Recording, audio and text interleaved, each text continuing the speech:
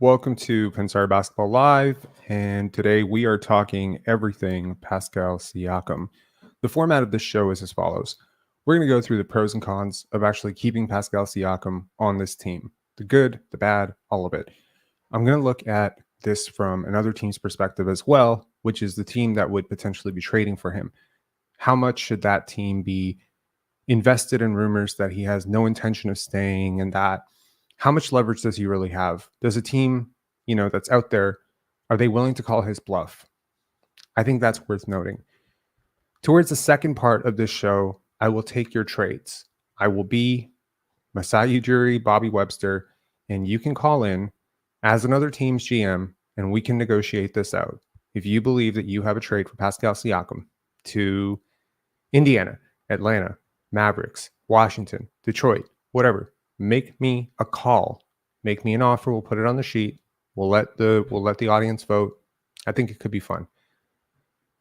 First, before we get into any of that, let's talk about what is going on with the Toronto Raptors right now. Since the trade for RJ Barrett and Immanuel Quickley, the Toronto Raptors are 3-1. They've played a lot of those games on the road. They played 3 of them on the road. They're not a good road team. They've won 2 of them. Since trading OG Anunoby, Scottie Barnes has transitioned more to a point of attack defender on the other team's best player. This is not an easy role, and definitely a role that in years past would have gone to OG Anunoby or Fred VanVleet.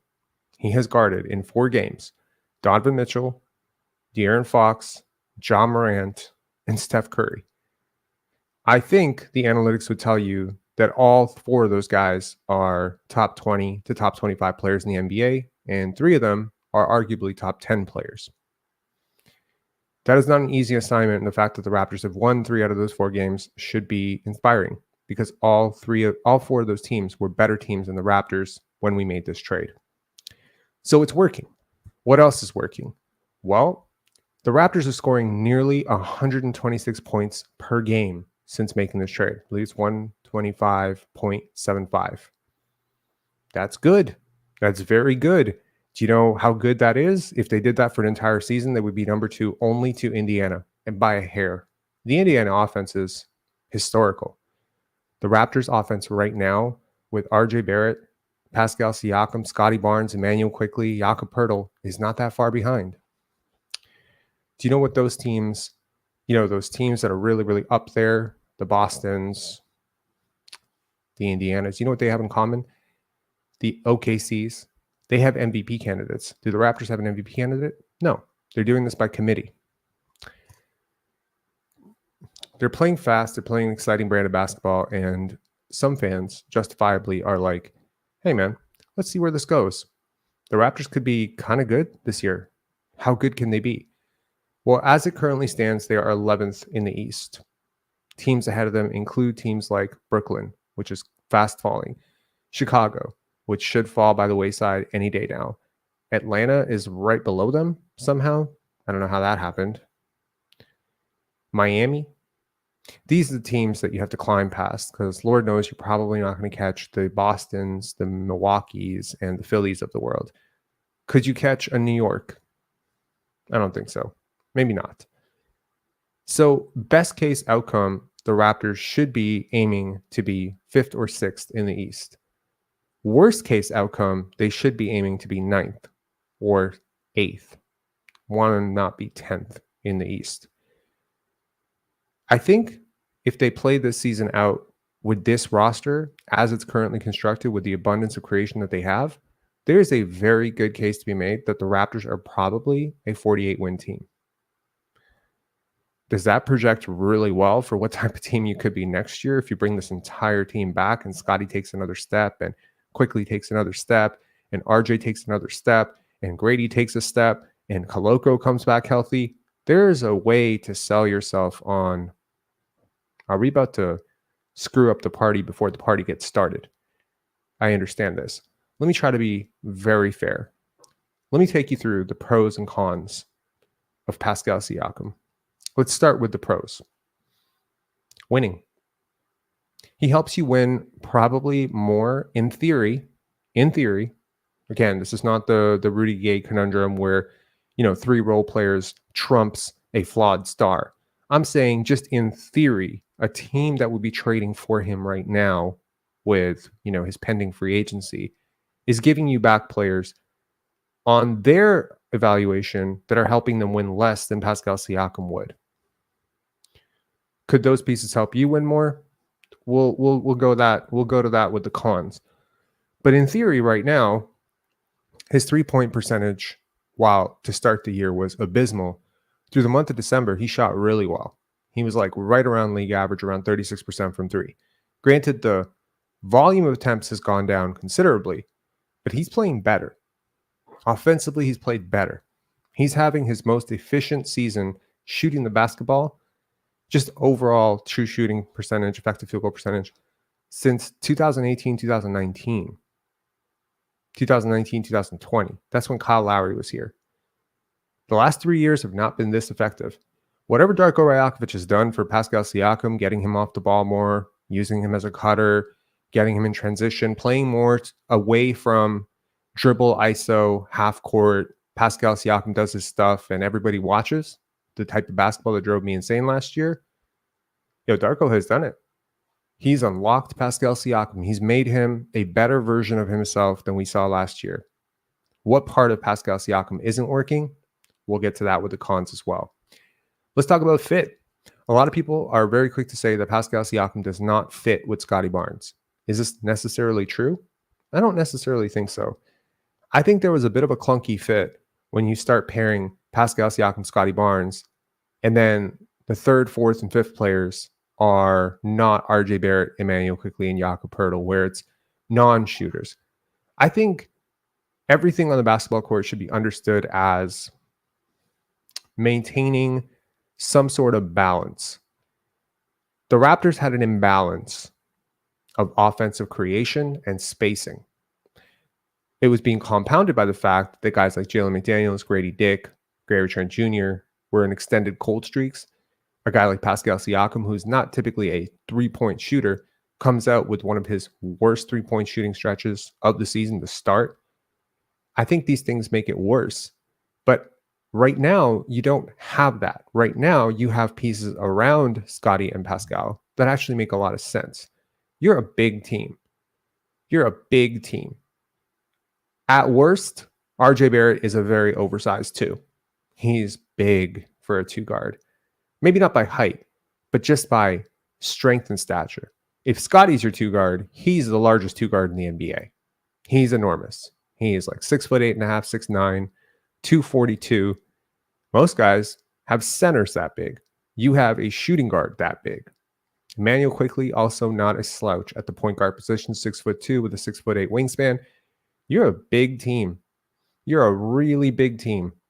And that helps. Jakob Poeltl's huge. So I think right now you have just enough space because of Immanuel Quickley and RJ Barrett. Now that was a part of the equation that we didn't talk about so much when we traded for RJ Barrett, is how much he benefits your space with how he attacks the rim.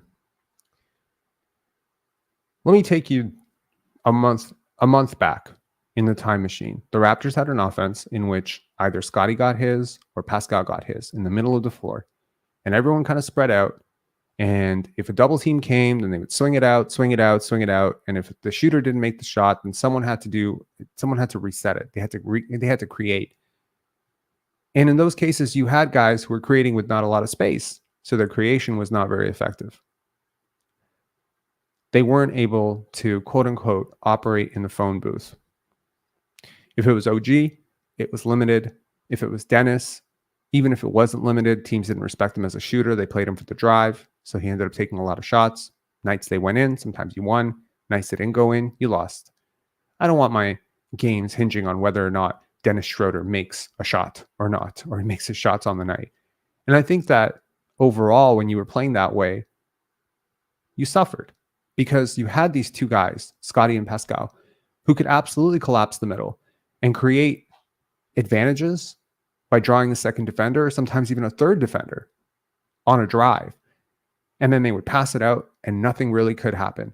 For Scottie, the complication was even worse because he had to rely on Pascal spacing for him. And teams are just willing to sag off. I can't tell you how many times I saw a freeze frame of a Raptors game where the Raptors were on offense and 4 defenders were in the paint. They did not care. They were close enough to OG to run him off the line. They knew once they ran him off the line, he became way more ineffective.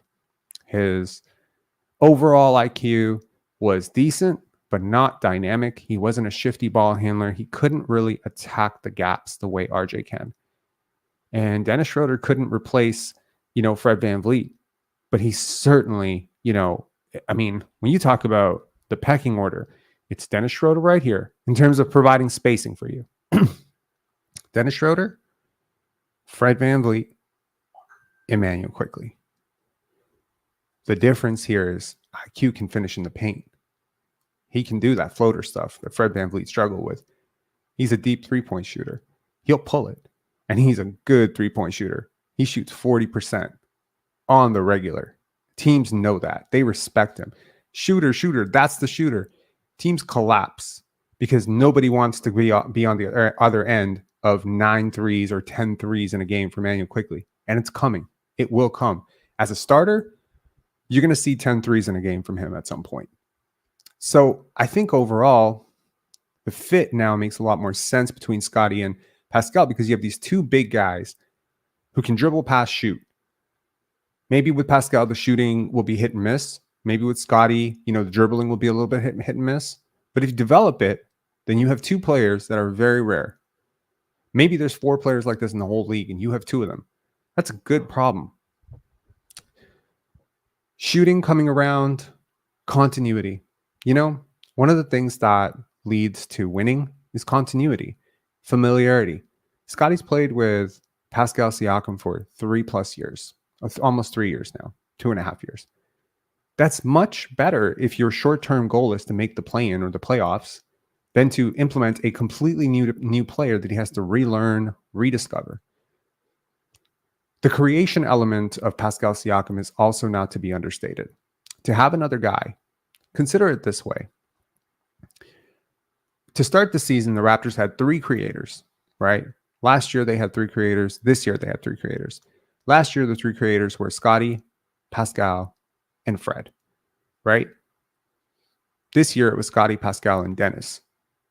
Now, Dennis couldn't shoot. Pascal couldn't shoot. So Scottie ended up doing a lot of the creation for those guys ended up having to do a lot of the creation so that Scottie could shoot. If those guys could shoot, it would have worked super well.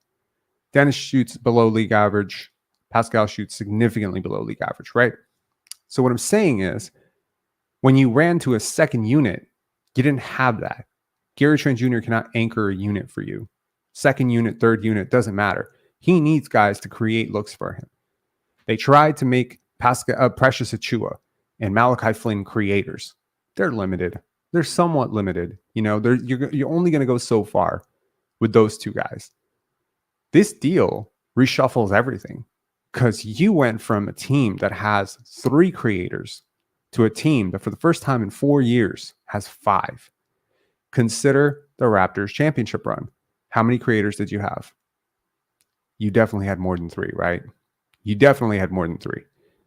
You had Norman Powell kind of coming off the bench. He can create his own shot. He can get downhill. He can shoot on 3 levels. You had Pascal Siakam.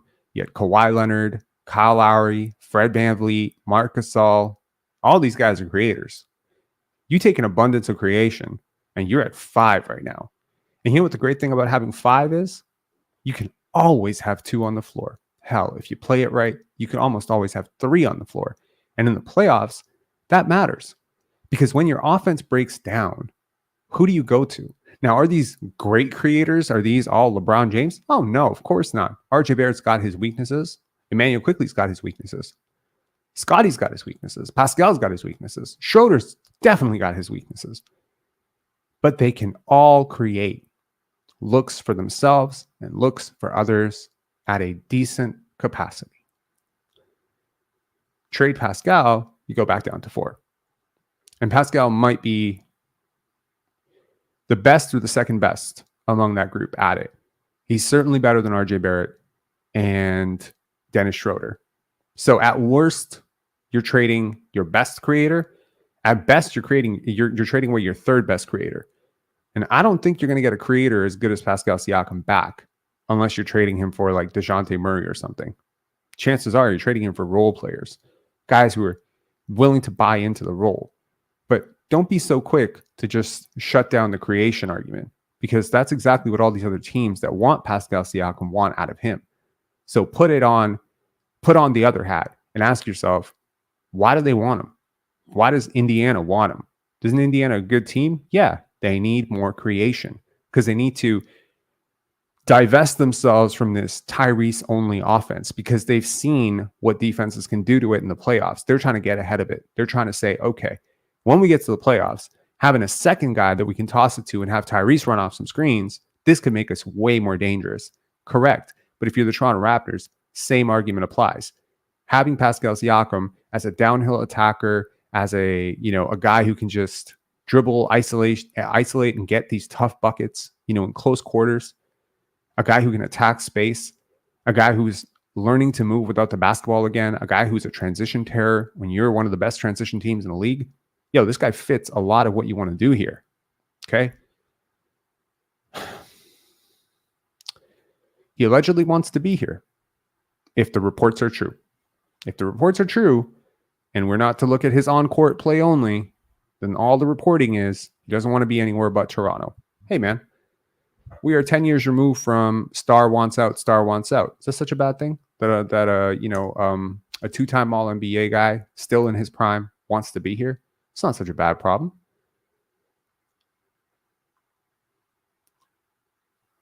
Okay.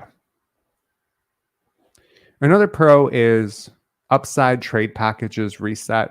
I think that's more of a con, to be honest. Maybe that's more of a thing to be discussed after. Let's talk about the cons. We're 16 minutes and 57 seconds into this. Let's talk about the cons. In terms of Pascal Siakam cons, let's start with number one, his role on defense. No, let's talk about his role first. Is he a first option or is he a second option? If he's a first option, is he getting in the way of some sort of ascent that Scottie needs to take? If he's a second option, can he shoot well enough to make the first option effective? Do we have to even think of it this way? I think it's a fair question. His defense. 4 years ago, I would have said Pascal Siakam was one of my top 10 favorite defenders in the NBA. He may not have been the top 10 best defenders, but he was definitely one of my favorite. A Swiss Army knife who could do everything, who had these very mobile hips that can get out, guard, close out to shooters, recover, get rebounds, run in transition, block shots, get steals, get in the passing lanes. He was really just every defensive coach's dream. Unfortunately, the last few years, this has gone down, and this year is the worst of it yet. I know some people disagree with that. I don't really care. I'm watching the games too, and this is my opinion. His rebounding has been very bad, and rebounding for the Raptors has been a problem. Darko Rajakovic has harped on the defensive rebounding, boxing out, etc. He's been a big part of that. The paint defense has been a problem at times. Probably doesn't help that your 7-foot center that you traded 3 picks for is not Rudy Gobert, but rather is Jakob Poeltl. And he struggled at times too this year. So it compounds the problem because he's here because Pascal Siakam can't do what they needed him to do in the back line of the defense. If you were hoping for this guy to turn into some sort of Draymond Green, for your back line, help side defense, your lower third defense, it hasn't happened. It's not even close. Prior to making the trade for Jakob Poeltl, I think 3 weeks before, I read a stat that said the Raptors were giving up the most efficient paint touches in league history. Like no team had ever scored better. And it was being compounded by a lot of issues. You had OG and Scottie running themselves ragged on the outside, Fred giving blow-bys, and no one there to protect. If Christian Koloko went to the bench, there was nothing. There was absolutely nothing. Kem Birch was absolutely useless as a shot blocker. Chris Boucher is somewhat overrated, in my opinion. He's a good rebounder, but as a shot blocker, just post defender, he's not great. There just isn't enough resistance there.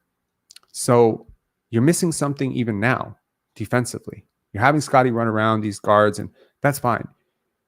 But Scottie's actually ideally exactly where Pascal operates on defense right now. In the lower third as a rover, help side defender. he's actually really good at that role. So in a weird way, if you flip them and Pascal became like a great point of attack defender, or at least a capable one, this probably makes a little bit more sense. But right now, I think his role on defense is a little bit confusing. His age. A lot of people are quick to point this out. He's a 29-year-old. Yes, but he's almost 30. He will be 30 this year. Hold on, let me sip on some coffee here 1 sec.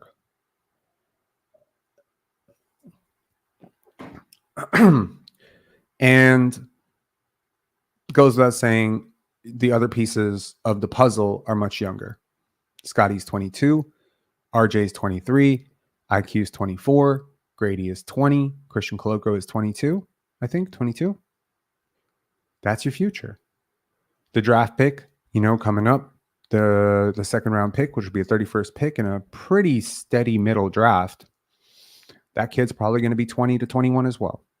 So how does 29 going on 30 Pascal Siakam fit in with your championship window? Well, that's the second part of this argument against Siakam. What's your window? I think your window to compete for championships, and I know it's very premature to talk about championships when your team is currently sitting at 11th.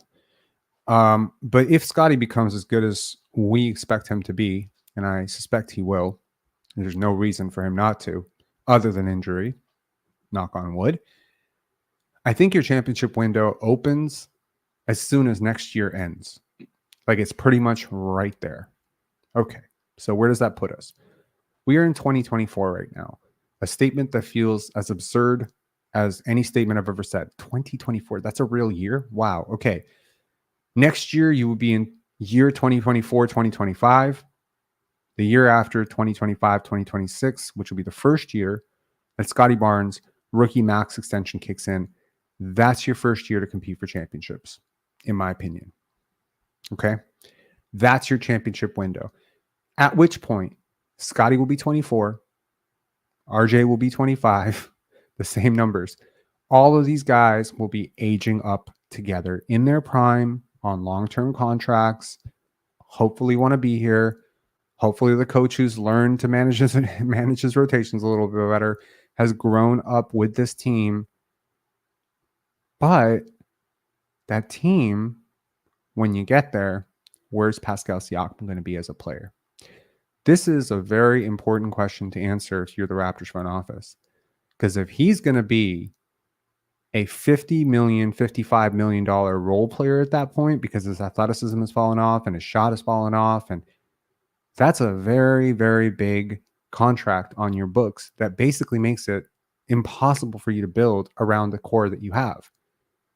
It's not going to be an appealing contract, and it's going to be even worse if it's a 5-year contract. Much worse, because now the team has to eat 2 to 3 unproductive years of a guy that isn't all that marketable. It's not that marketable. I saw Blake Griffin and Zach LaVine in my lifetime become absolutely albatross contracts that could not be traded, can barely be traded. Now, of course, everyone can be traded, but can they? Not for assets. You have to give up stuff to get rid of some guys. Right? So signing a non-superstar to superstar money when other teams are signing superstars to real superstar money could hurt you. The detractors of that argument say, but who else are you going to get? Who else would you get, Rob? This is not a free agent destination. If you're not giving $50 million to him, who are you giving $50 million to? I understand that. I get that. But you have to understand that there's a lot more than Pascal Siakam at stake here. You do have Immanuel Quickley. Immanuel Quickley makes $4 million a year right now. I promise you next year he will make a lot more. He has a cap hold of $12 million. Allegedly, the Knicks wanted to offer him 18. He felt he was worth 25 plus. He felt he was worth Jalen Brunson money. Now, Jalen Brunson is worth much more than Jalen Brunson money. So I certainly see his point. With a rising cap, with the CBA, with the tax threshold, everything. Now, we don't have to necessarily do an entire cap sheet video on this, but I'll take you through the basics.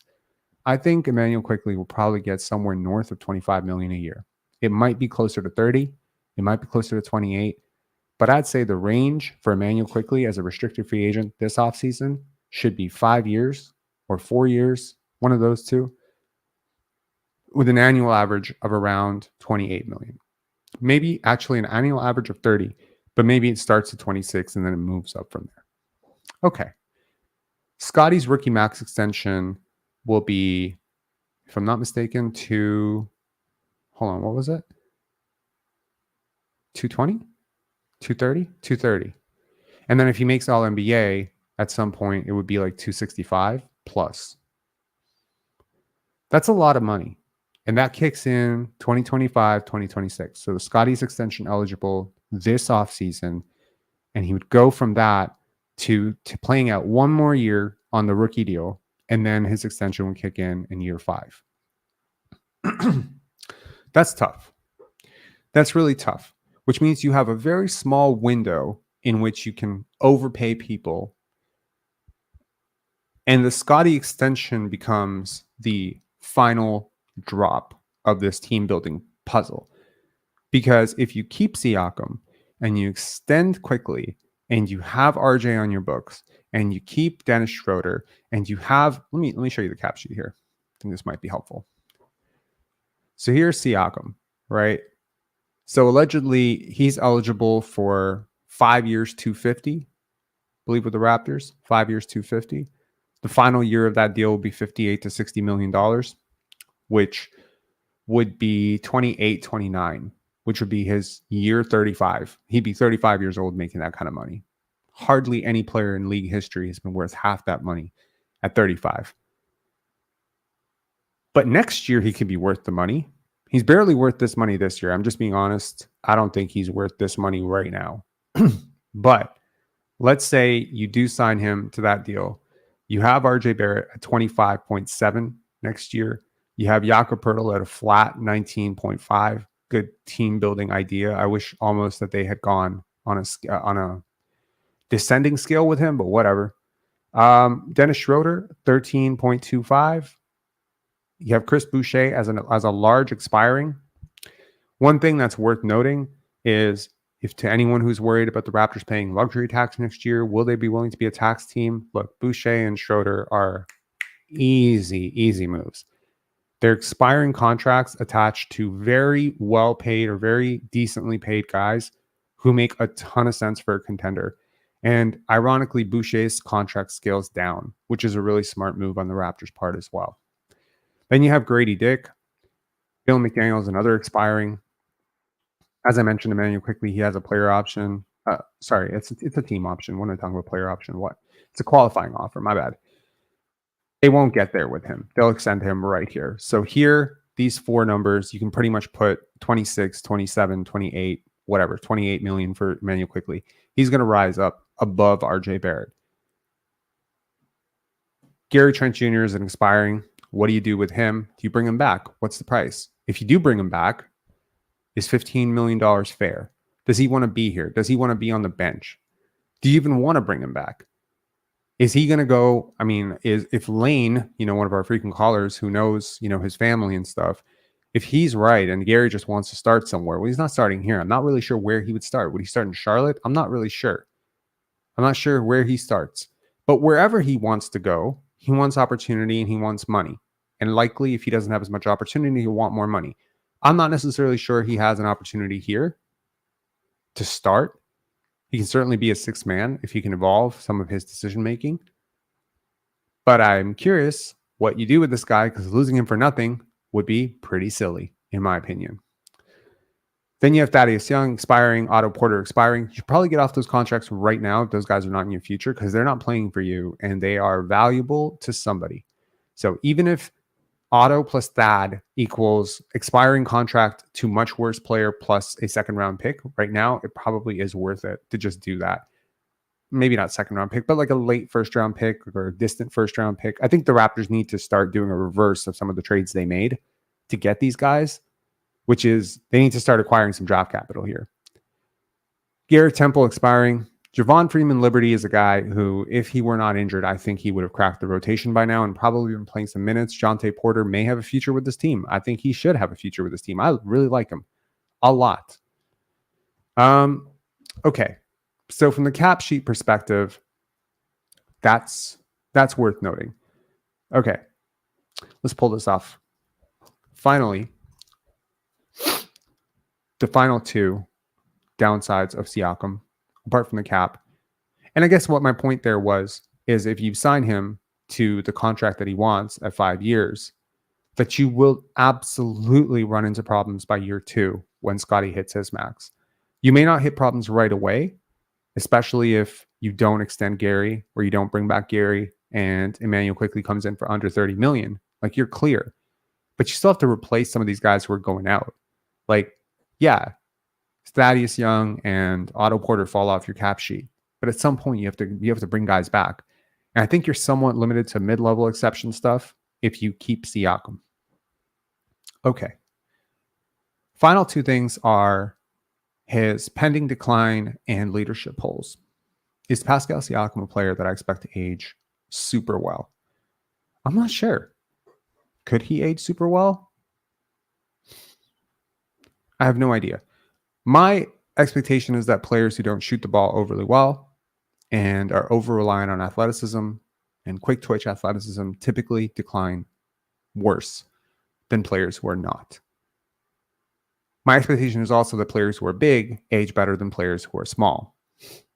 So he's a big, twitchy athlete who doesn't shoot overly well most of the time. He's a very weird person to try to gauge. He's also an extremely hard worker. There's also a whole bunch of, work done on how your body adapts if you play too much when you're young. Now, a lot of American athletes break down at the age of 26. A lot of them. I think you're seeing it with Lonzo Ball. You'll see it with more and more athletes as we continue to go forward. These guys play too much. They play too much at too young an age. You have parents who push these guys to lift weights before they're ready. Their ankles, they roll, they play through them. It gets worse. It's just it's a recipe for disaster, basically. Pascal Siakam, touch wood, has been relatively healthy throughout his career. He's had the shoulder issue, the groin issue, but for the most part, he's been pretty healthy. And I think it should be factored in that until the age of 24, he didn't play serious minutes. Yeah, he played in college. Okay. But I mean, how many games do they play a year in college? Like 30? It's nothing compared to AAU, man. Nothing. It's structured. I like it. So overall, I think for a guy who takes care of his body as well as he has, he's never shown up out of shape. He's never taken, time off his workouts or something. A guy who has shown time and time again that he can do that. I think there's some case to be made that he could still be very serviceable until 33. But if he's not worth $37 million right now, the odds of him ever being worth his contract are very small, in my opinion. There's almost no chance that he's worth even the first year of his contract, much less the second, third, fourth, or fifth years of those contracts. So why sign him, man? Why sign him? Well, I think you sign him because you expect that Immanuel Quickley, RJ Barrett, and Scottie Barnes will out-earn their contracts and that he fits with those guys. See, again, the same thing I said last night about, it's a team, not an individual. That thing applies to team building as well. Let's say you had rookie LeBron, right, on $7 million, $6 million contract, whatever he earned as a rookie. Okay, criminally underpaid, whatever. And he was great by year 3. Like friggin' ready to go and, win a championship by year 3. So what if at that point you could have added like a Rafe LaFrance for like $22 million? Do you do it? Man, it's a perfect fit next to him. Rafe may not make much sense at $22 million as an isolated figure, but Rafe plus LeBron at a combined hit of $28 million makes a lot of sense. Same thing. Pascal Siakam doesn't make a hell of a lot of sense at $45 million. But Pascal and Scottie at 90 might make sense if Scottie is vastly better than he is right now. I think he's pretty much worth 45 right now. With his defensive versatility, here's a fun fact for those of you out there. And I was about to make an entire video on this one stat alone because it's absolutely crazy, and I might still make like a 4-minute video about it. In Steph Curry's entire career, I looked back every game he's ever played in his whole life. He has never, ever posted a box plus minus lower than negative 16.5 when he played over 15 games. Last night, he was 29 minutes and 50 seconds, negative 18.5 box plus minus. It was his worst game of his career. It was also the worst game of Scottie's season. Worth noting. Negative 16 box plus minus is not Scottie territory this season. He's been remarkably consistent. Last night, those of you complaining, wow, Scottie had a really bad game. Offensively, you are correct. Their offensive rating with him was bad, and he was just very inefficient. So, it's worth saying that overall, I think it's actually, you know what, the Jaylen Brown contract, someone mentioned Jaylen Brown. Jaylen Brown and Jason Tatum is the perfect argument here. Jaylen Brown's not worth $50 million. He's not at all worth $50 million. But Jaylen Brown plus Jason Tatum might be worth $100 million. And that's the argument. Sometimes you pay more for the second or third guy. I've brought this up before. If Pascal Siakam is indeed your second guy, there are many teams out there that have guys who are second guys that are massive injury risks. Maybe they only play 20 games a year, 30 games a year sometimes. Sometimes you have guys who are massive character problems where they show up out of shape, or they flash guns on IG Live and get themselves suspended for 25 games. You don't have these issues with Pascal Siakam.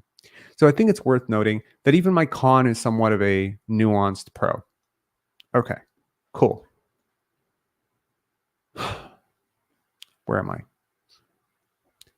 Finally, leadership holes. This one I think is serious. I don't find Pascal Siakam to be an overly vocal or effective leader. I think this team's chemistry and culture has fallen off a cliff when Kyle Lowry left. And I think that gap, which was expected to be filled by Fred and Pascal and Nick Nurse, it just never happened. But Pascal is the leading paid guy there. He's the leading shot taker. And it's something that Cade Cunningham said on a podcast with Adrian Wojnarowski when he did his podcast a couple of days ago, where he said, I'm the leading usage guy. I'm the guy that gets the shots. I'm the guy who takes the most shots. I'm the guy who's the face of this. I have an obligation to not duck the media. I have an obligation to stand on this. I have not been a huge Cade supporter. Those of you who follow the channel know that. I've been very big and very critical of him. But I admired the humility and maturity of a 22-year-old, knowing that because you are the one with the ball, you do have the most responsibility for how things are going when the ball doesn't go in the basket very often. I think that will hopefully, be something that Pascal Siakam could learn, but this is something I was saying 5 years ago. And I've had issues with some of the things that he said publicly, about Kyle Lowry and getting out of the way and this not being my job and that's above my pay grade and stuff like that.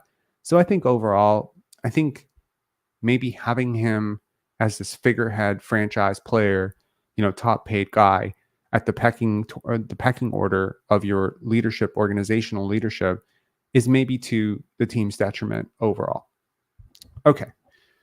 So that overall is my thought. Now, to the trade machine.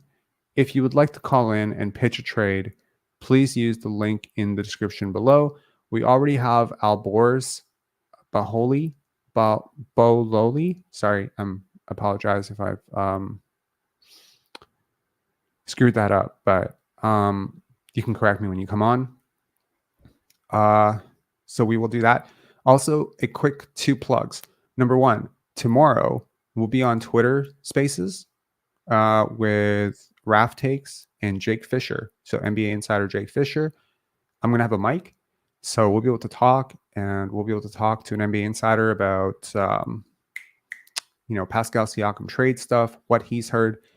If you remember correctly, Jake Fisher was the guy who was going out of his way to talk about OG Anunoby, potentially wanting a bigger role and maybe not wanting to be here. And it was over a year ago. And Scottie Barnes was none too pleased about Jake Fisher on his Twitch stream. So I just want to say that. The second thing I want to do is a quick shout out to our sponsor. And if there's enough push for it towards the end of this live, we can actually end off on like 3 or 4 chess games if the community wants to play. From our sponsor, the Pendance Film Festival is happening February 22nd to 25th. It is a celebration of international films. It is a brilliant film festival in its 7th season. Prior to the COVID pandemic, it was the fastest growing film festival in the world. What is my affiliation with Pendance? What are they paying me to say this? Well, I am Pendance. I'm the festival director and founder of Pendance. It is my baby. And if you love great films, if you have a film lover in your life, this is a worthwhile event for you, happening in downtown Toronto at the Carlton Cinema, February 22nd to 25th. Make sure to check us out. Link is in the description below for tickets and passes. Tickets will go on sale soon. Passes are already on sale. Let's get to this.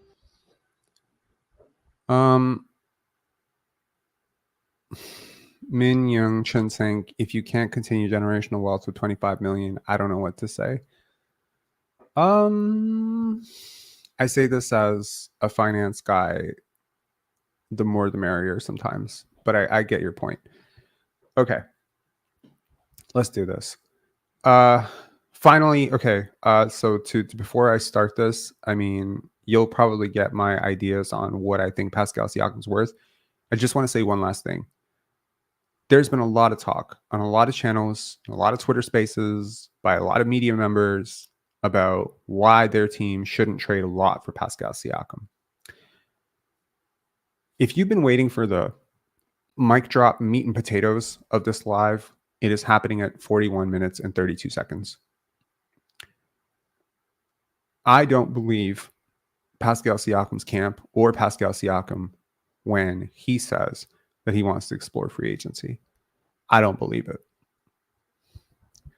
I don't believe it. Do you know why I don't believe it? Because of money. The team that trades for him retains his bird rights. If the team does not trade for him, then the Raptors retain his bird rights. The team that retains him has the opportunity to go for that 5th year with maximum raises. The difference between the contract that the team that trades for him or us can offer him relative to a team that just wants to sign him outright in free agency is enormous. It is a close to $60+ million gap between the two contracts. How many players do you know that are not pure superstars? I'm talking Kawhi Leonard, LeBron James. I'm talking not the guys who can make it back in a bigger market, not those guys. How many guys that are these second-tier all-star types do you know that have ever left $60 million on the table? I'll wait. Bradley Beal didn't do it. These guys don't do it. They don't do it. So this entire, if you trade for me, I won't extend stuff, it's a bluff. Sacramento, it's a bluff. Indiana, it's a bluff. Atlanta, it's a bluff. These are bluffs. Yeah, it could happen. Yeah, a tornado could blow down my building too. This could happen too. It's not something that I worry about actively. So look, man, there's a lot of reasons to do it now as opposed to later. If you're a team that's looking for a secondary creator, I feel like I'm trying to rehome a hamster on Kijiji right now. He'll love you. He'll take care of you. He keeps his cage clean. He runs on a wheel. No. Pascal Siakam's a hell of a player, and next to better talent with more spacing, he will be even better. Once this entire thing is settled about, where he's playing, I'm sure some of the anxiety will be better too. Also, if you're another team, maybe look at how well OG's playing with New York and just understand things were not so great here. Okay. Things are getting better, but they weren't great here. So if you're judging the season averages or whatever, there's a lot of dysfunction that's extending from last year over to this year with the pending trade talks, Scottie timeline, Pascal timeline stuff. If a team that trades for him, number one, they're saying, we want you. That immediately settles, his doubts. This is also a player who loves certainty. He likes staying in places. He doesn't like leaving places. He's not Fred VanVleet. In a lot of ways, personality-wise, he's the counter opposite of Fred VanVleet. So whereas Fred VanVleet, and also to the Raptor fans who were just like, but we lost Fred for nothing. We could lose Pascal for nothing. Yo, you could have kept Fred. We could have kept Fred. You think we couldn't have kept Fred? You're kidding. Do you know how you could have kept Fred? Offer him the same contract that you can offer Pascal Siakam next year. He'd stay. 5 years, $200 million, $250 million, Fred would have stayed.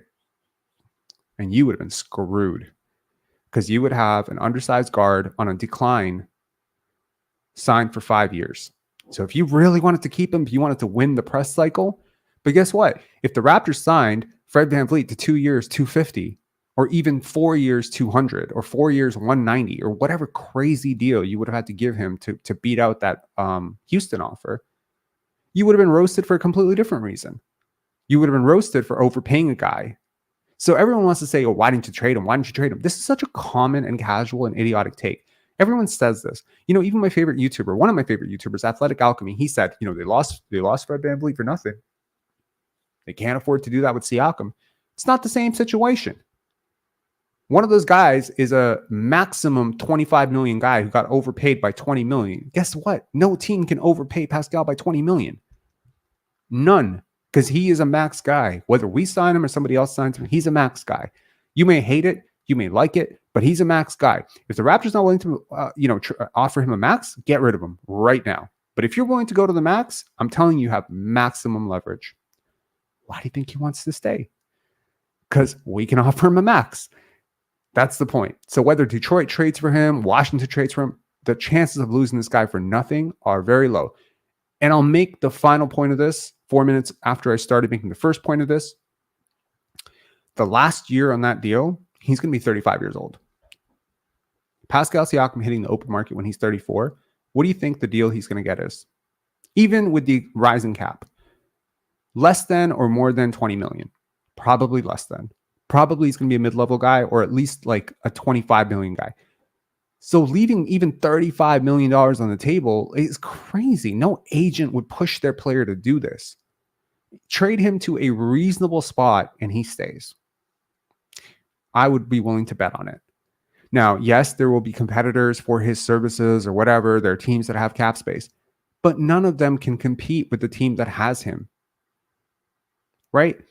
And the difference here is, yeah, sometimes players are like, yeah, but he's 26 or 25.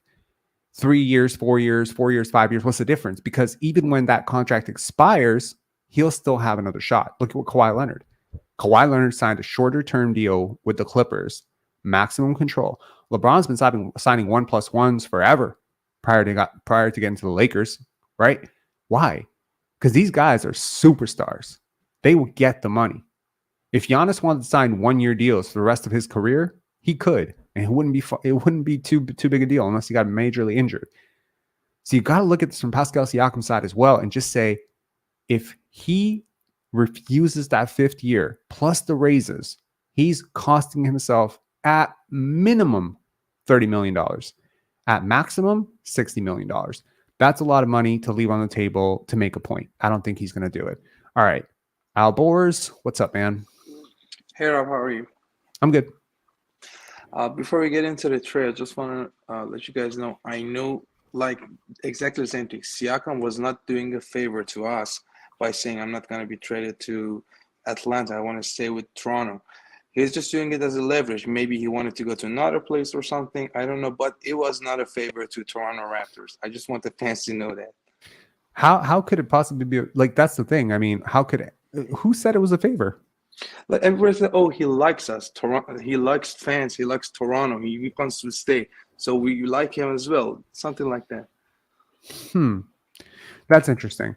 No, look, the Raptors have been trying to trade him for the better part of 3 years. The only thing that telling people that he doesn't want to go anywhere else does is it lowers the Raptors' own trade value for him. Jet Sangani, thank you so much for the super chat. Hey, Rob, HNE, Happy New Year. Siakam for Wiggins, Moody, Kuminga, and a first. My 40th birthday this Thursday. Getting old, but yoga keeps you injury-free. Highly recommend. Thanks a lot, man. I've been turned on to yoga by my ex-girlfriend and now my current girlfriend. They both do yoga. Super cool, and happy birthday to you in advance. And I say no to this deal. I mean, I say yes to this deal, but the Warriors probably say no to this deal because largely, I think, you can make a case that Moody, they don't want to give up on Kuminga, according to the reports. I think that's just fluff, man. Kuminga's not that good. All right, let's get to the trade, Albors. What's up? Okay, so we don't have OG anymore. We need the OG replacement for sure. I think Asar Thompson would be a good option. Uh, So you're I sending him did, to Detroit. yeah. Okay. I do have some plans. Maybe like if you push us, I know it's not realistic. If you push us for All NBA, you can get the Supermax from the Detroit because they have the bird rights, right? Well, Something. all NBA, in my opinion, is not happening in Detroit unless he carries them back on like a 45 game win streak. It's not happening. So if you're thinking as all NBA, you need to go Sacramento, Indiana. Those are the places he can possibly chase all NBA. He'll get high octane offense. He'd be the second option next to guards who create well. That's like, I mean, if I'm Siakam's agent, I'm like, bro, you need to push your ass to Indiana and chase all NBA. Because if you take that team from where they are right now and you become like the de facto second star, well, Tyrese make an all NBA for sure. But if you guys end up at like 56 wins or something together, you run the table, you go 10, 12 game win streak, and they totally could, because they're not giving up they're not giving up Tyrese, and they're not giving up Miles Turner. They're giving you, and they're not giving up Bruce Brown. They're probably going to give you Buddy Hield. They're going to give you defensive liabilities for a defensive positive. I think they could be excellent with Siakam. So that's where I'm at. But you are okay. So to keep these structured, we have three more. We have Chad and SGE behind you. Let's keep these structured. Pitch me a deal. Let's make the deal. Okay. Asar Thompson and so Siakam plus what? Siakam plus Jakob. Whoa. Okay. Yeah. I want Asar Thompson, Joe Harris. Maybe You're not gonna be able to make these salaries work, dude. No, I know that. I have what's the center guy called? I forgot his name. Jalen Duren. Uh-huh. And I think the money would work right now, wouldn't it? No, not even close. It's literally like you could drop Jakob from this and it still wouldn't work. Really? I was thinking about maybe like if Bojan. you drop Jakob, it might barely work. Okay, so Bojan as well. Okay, now it works. And I was thinking about maybe we can add a first, or like the Pistons. We can add a first? Like our Pistons second to it, because like they're giving up a lot. Asar Thompson, Jalen Duren is part of their future. Asar is the OG replacement. And they do need a center. They do have Jalen Duren, but like they might need a wet like Jakob is. And it's good to keep Pascal there if you have Jakob, and Dwayne Casey's older relationship. Maybe they can resign. This will give Raptors a chance for a good 5-year window. And Pistons can go to playoffs or play-in, maybe. Play-in, they could. And maybe not this year, but if they try to go like a good free agency, I'm gonna go to Detroit, wave a flag that says play in 2030. Let's aim for it, and then I'm gonna get shot. Okay. Let me try to do something. Let me try to make this live a little bit more interactive. Oh, sorry. Can you hear me? Yeah, I can hear you. Let me try to make this live a little bit more interactive. So what I'm gonna do is I'm going to run a poll. You can't hear me? I'm going to try to make this live a little bit more interactive by creating a poll that says, okay, yes or no for the Raptors. Okay, let's bring Alborz on again. Alborz, what's up, man? Yeah, sorry. So I didn't hear it correctly. So do you agree with the deal? Do you think it's a good deal? Let's see what the audience says. Raps say yes or no. Audience, you can vote. Do you say yes to this deal? Well, a lot of people are saying yes. Well, I don't know about a lot, but it's going in the direction of yes. I don't know if the Pistons do this, but you are the Pistons right now, and I have to respect you in that. I would. Let's look at this trade again. Okay, if I'm the Pistons, I would like. Well, of course, you're the Pistons. Who's negotiating for the Pistons? Yeah. No, I get it now. If I'm the Pistons, I would like Grady Dick back, or as I said, a pick, like a first round pick. We don't have a first round pick to give you, unfortunately. We can't trade our first round pick. We'd have to give you a first round pick like 2028 or something. We don't want to do that. So you want Grady Dick back now? If possible, if the trade works. I'll give you Grady Dick, but I want Jaden Ivey back. Jaden Obi, he's too much of an asset. Like, I can get like a good first solid lottery pick first from him. I You don't don't think like it's. Grady Dick? Solid lottery picks. 13th overall pick, man. Come on, I love lottery. Brady Dick, but like we are getting the OG replacement, which is necessary for our championship run. And Jalen Duren, he's gonna be good I'll for tell you 10 what, years. like prior to like if the Pistons know they can resign Pascal, and by the way, the Pistons might be the one team that trades for him where I'm like, I'm not so sure they can resign him because it's a really bad team and not in a big market. It's tough because Pascal allegedly wants to win, and you're putting him into pretty much the dumpster fire. This does not look good to agents. This does not look good to the team. So from the Raptors' perspective, I'm reluctant to trade a top 5 player in my franchise's history to the worst team, allegedly the worst team of all time, or the reputationally worst team of all time. That being said, from a purely, unemotional point of view, I love Asar Thompson. I love Jalen Duren. This gives us a center for the future that's even probably a little bit better than Koloko, but can kind of play with Koloko. Like, I don't know about playing these two guys together, but they're different types of centers. You get team control on Jalen Duren, maximum 4 years of control. Asar Thompson, I think Asar Thompson is amazing. I'm a really big fan of his. He can't shoot. Neither can Jalen Duren. He can rebound though. He can rebound He very can well. rebound. He can pass. He can be a 4-3, totally an OG replacement. He works super hard. He's definitely a much better. He's going to be, I think Asar is going to be a better player than OG for sure. I think so too. I'm inclined to say no to including Grady. I don't want to include Grady in this. I'm giving you the best player in the deal by far, and I'm giving you the second best player in this deal too, in Jakob Poeltl.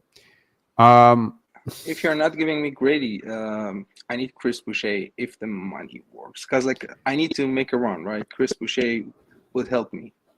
Sure. Well, now I need to add some salary back, and Alec Burks. Okay, sure. Sure. So let's try this trade, see if it works. Try the trade. It failed. Why did it fail? Jakob Poeltl cannot be traded until January 15th. Okay, so after January 15th, this would work. I'm inclined to say yes. I think I do this partially because I want to kind of get off of Jakob's contract. Yeah. I really like Jalen Duren. I really like Asar Thompson. I don't think the Pistons do this though.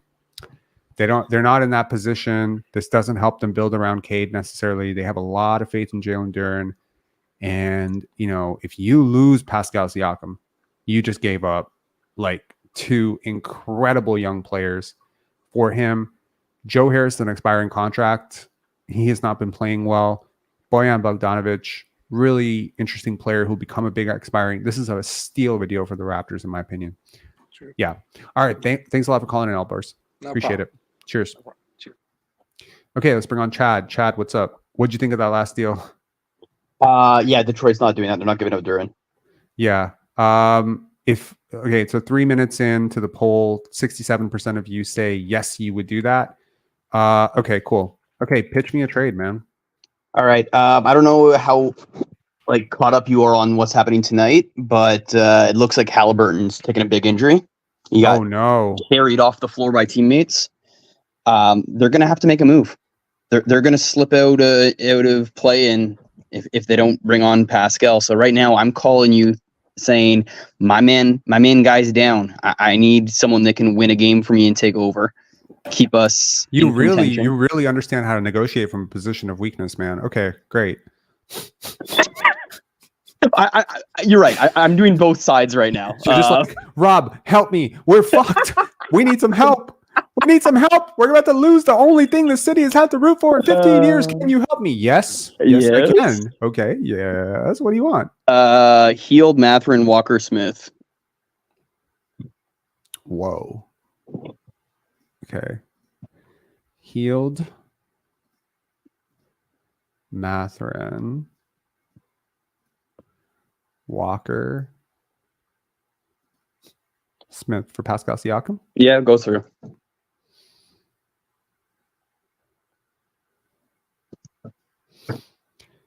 We need to throw in a player into this deal because we can't take on all the salaries. Right. Yeah. It's not salaries really. It's just roster spots. Yeah. We only have one open roster spot. So in this case, yeah, we would have to waive somebody. I think we could probably, unfortunately, as much as I love the guy, we probably have to waive Garrett Temple. Yeah. Let's see. Does this work from a salary perspective? It does. Yep. It does. Dun dun dun dun dun dun dun dun. I think this might be the most realistic trade based on situational need. I think this is a steal for the Raptors. I think you, as the Indiana Pacers general manager, first of all, deal done. If I hold on, let me just put the poll up. Would you do it? Hang on.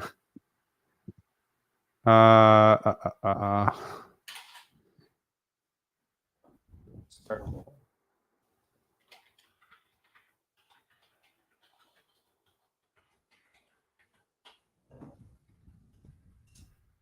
If this ends up being anything less than a 90% yes from this community, I have not a lot of faith in this community. Okay, this is a steal. I can't. Okay, yeah, deal done. Shake hands. Okay, yeah, you absolutely lived up to the intention and the energy with which you came at this. Because I thought you were gonna be like, Rob, we're desperate. We're gonna give you Jalen Smith. You know, but you didn't give me Jalen Smith, bro. You gave me Jalen Smith plus Benedict Mathurin plus Jarris Walker plus Buddy Hield, bro. You have. That's the only way to make the salary work because, like you said, I don't think you're giving up Bruce Brown. I don't really want Toppin. My dude, if I'm the Indiana Pacers owner and you bring this deal to me, I fire you on the spot for criminal negligence. This is crazy deal, man. Like you're not going to get back this for Pascal Siakam. I guarantee it. Now, that being said, from my side, hell yes. I take. How are we going to make the salary? They got to make a move right now. Dude, you're giving up the 8th pick in this year's draft. That's a fantastic young player in Jarris Walker. Fine. Some people think he's still a big question mark. They picked him 8th for a reason. Every team in the league would have taken him top 10, I think. Very valuable player. Benedict Mathurin, I'm not a fan. But as an asset, he's decent. Jalen Smith, analytically, very solid young player. He's 23. I think this is the type of deal you might have gotten for like Pascal plus 2 first-round picks or something. And you get it for Pascal Siakam and Joe, and you run with this, man. Yeah, I would do this. Yeah. What if Walker was kept with the Pacers then? Yeah, I don't like it then because I'm not high enough for Benedict Mathurin. I mean, like I'd still probably do it just out of like, okay, youth upside, whatever. But the player that I care about most in this deal is Jarris Walker. Is Walker, yeah. The second player I care about most in this deal is Benedict Mathurin. But like, I'm still not sure what Ben is going to be. And with RJ and Ben on the same team, they have a lot of the same strengths and weaknesses. I think they're complementary, but they're also different. Like, yeah, it's weird. But like, they both have massive question marks about shooting. And do they think they're the star? How many shots they're going to take? How many shots are available? I think that's a problem. But yeah, I mean, I say yes to this deal, 100%. It's on the record. Yeah. All right. Could you, coming at the Pacers side, put together a better package knowing that the situation that just happened with the injury, they probably need to make a move if they want to keep things going, depending on how long he's out for? Let's say it's a bad injury because he was carried off the court. What can the Pacers do to get Pascal? What do you think if you're the Pacers? I think you dangle Jarris Walker and Buddy Hield and pray that the Raptors don't ask for a third decent asset. That those two things, expiring plus Jarris Walker, maybe add a future first, maybe add Jalen Smith, but you're not adding Jarris plus Ben to this because that's a friggin' steal. Okay. I don't think they would have offered this for OG, to be honest. We get Ben off, then it's 30 mil. Try trade. So in terms of the vote, 87% of you said yes, you would do this. 12% of you said no. To the 12% who said no, give your head a shake. Give your head a big shake. All right, man. Thanks a lot for calling in. Appreciate it. I'm going to look forward to these chats. You like this format? It's a good format, yeah? Oh, yeah. Yeah? All right, cool. I'm having fun too. All right, let's go. Peace. All right. Michael, how you doing, sir? I'm doing good. How are you doing tonight? I'm great. Everything's good. Audio's great? Audio is fantastic. You might be the best sounding guest we've had ever. Hey, man, appreciate it. Just calling out of my studio. Just wanted to say, first and foremost, you're really, really spectacular at what you do. Very level-headed and like give both sides of the story. And I really appreciate that as someone who went to media school myself. So appreciate that about you, Rob. So first and foremost, with that last deal, I actually had the exact same thing, save for Ben Mathurin being in the deal at all and Jalen McDaniels being in the deal at all. That wasn't what I was coming here to say because that was so similar. So I have a different deal. But like that, I think that worked along a certain line here. But that would have been a nice little deal. But what I came here for, it's actually funny. I had this deal lined up before the injury from Tyrese, and this kind of almost fits a little bit better now. It's a 3-team deal. It's the Raptors, the Pacers, and the Hawks. If you want to pull up, just add the Hawks there. I have the players involved here. So the Raptors would be, I'll just go by the team that's acquiring who. The Raptors are acquiring DeAndre Hunter. Hang on. Yep. Okay. DeAndre Hunter. Okay. Right. Benedict Mathurin. Oh, boy. Okay. Jalen Smith. Mm-hmm. And then at the time when I wrote the deal down, I had Jalen Johnson, but that they said he's off limits. So maybe we'll figure out something else there in terms of value later. But I'll go into what Jalen Johnson is the most valuable player we've talked about right now. So exactly. You're not gonna have to figure out like something. You're gonna have to figure out like a big something. I figured that maybe Okongwu would be the player that I was gonna throw in there, but I wanted to see how the money would work. But yes, yeah. But the Pacers would end up getting a DeJounte Murray. Oh, okay. Yeah. Interesting. Yeah. And then Otto Porter as well, and Jalen McDaniels as well. All right. You've already satisfied the first criteria of any trade I want, which is I want Jalen McDaniels off this team. So that's great. Yeah, okay, me both. Jeez, man. That guy's it's something else. Okay, he's going to the Pacers, yeah? And that, yes, correct. And that satisfies, I believe, what the Pacers would be getting, Murray, Porter, and Jalen McDaniels. And then the Hawks would end up with Pascal Siakam. I had TJ McConnell in the deal at the time, but now they might be less likely because of the injury to Tyrese. But TJ McConnell was in the deal, and then Jordan Nwora was the last piece there for what the Hawks would be getting. Okay. So it's a bit convoluted, of course. Wait, who was the third player you bought? You said Jordan Nwora. Yes, going from the Pacers to the Hawks. And TJ McConnell. Okay. Which wouldn't make too much sense now if Tyrese is out for a significant amount of time. Right. But, and also like TJ McConnell, I mean, they do have Andrew Nembhard. Correct. That was one of the reasons I was like, maybe, but it depends on how they feel about it now that they're getting DeJounte. So the reason, the way I kind of evaluated this trade was kind of like, okay, so isolating each team, who are they giving up and what are they bringing in?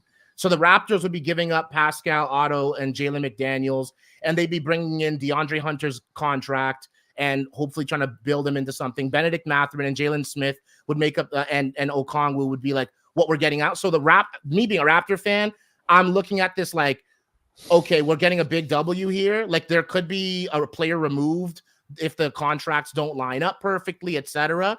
But the Pacers would. Moving on to because we have to critique the Raptors from the Raptors perspective, but from the Pacers, you're bringing in DeJounte Murray, which is there's added value in terms of why you'd be bringing him, added incentive because of the unfortunate injury. But even with the fit beside Tyrese, there could be something there. You're bringing in Otto Porter and Jalen McDaniels for the price of Mathurin, Jalen Smith, TJ McConnell, and Jordan Nwora. You're kind of bringing in DeJounte Murray as a piece that can help out and bridge that gap. And the Hawks would be sitting there with getting Pascal and then TJ McConnell and Jordan Nwora out of it. A guy that can shoot, another guy that can kind of play make when you get from what they gave up. This is something I kind of thought of a few days ago. So obviously the Jalen Johnson thing not being a part of it, etc. It changes a few different moving pieces, but I thought I was trying to address things for different teams. Sorry, go ahead. Yeah, I like Jalen Johnson more than I like DeAndre Hunter, Benedict Mathurin, and Jalen Smith combined. Right. That's how fair. Much I like I'm right there with you. Yeah. I love them. Yeah. And I mean, he's playing super well right now, and I'm not really sure they're willing to give up on him. Onyeka Okongwu would be like right up there too with me. I love him too. He's one of my favorite young players. He knows Scottie going back to AAU. They have that connection already. He replaces a lot of the defense that you lost out the door with OG. I think, DeAndre Hunter, as much as some people say he's overpaid and he's bad and whatever, he's not that bad. He's not that bad. He's still a starter. He started on some pretty good teams. He's competitive. Like he's a role player, but he's competitive. He's shooting the hell out of the basketball this year. Still not worth his contract? Sure. And he's 26 years old right now. So all that he's top 5 pick stuff kind of goes out the window. Mm-hmm. I'm not really sure about Benedict Mathurin either, man. Like, I mean, I struggle to understand what type of player he's going to be other than a very inefficient, version of what he is right now. He's not good enough at the NBA level to be like a primary guy, in my opinion.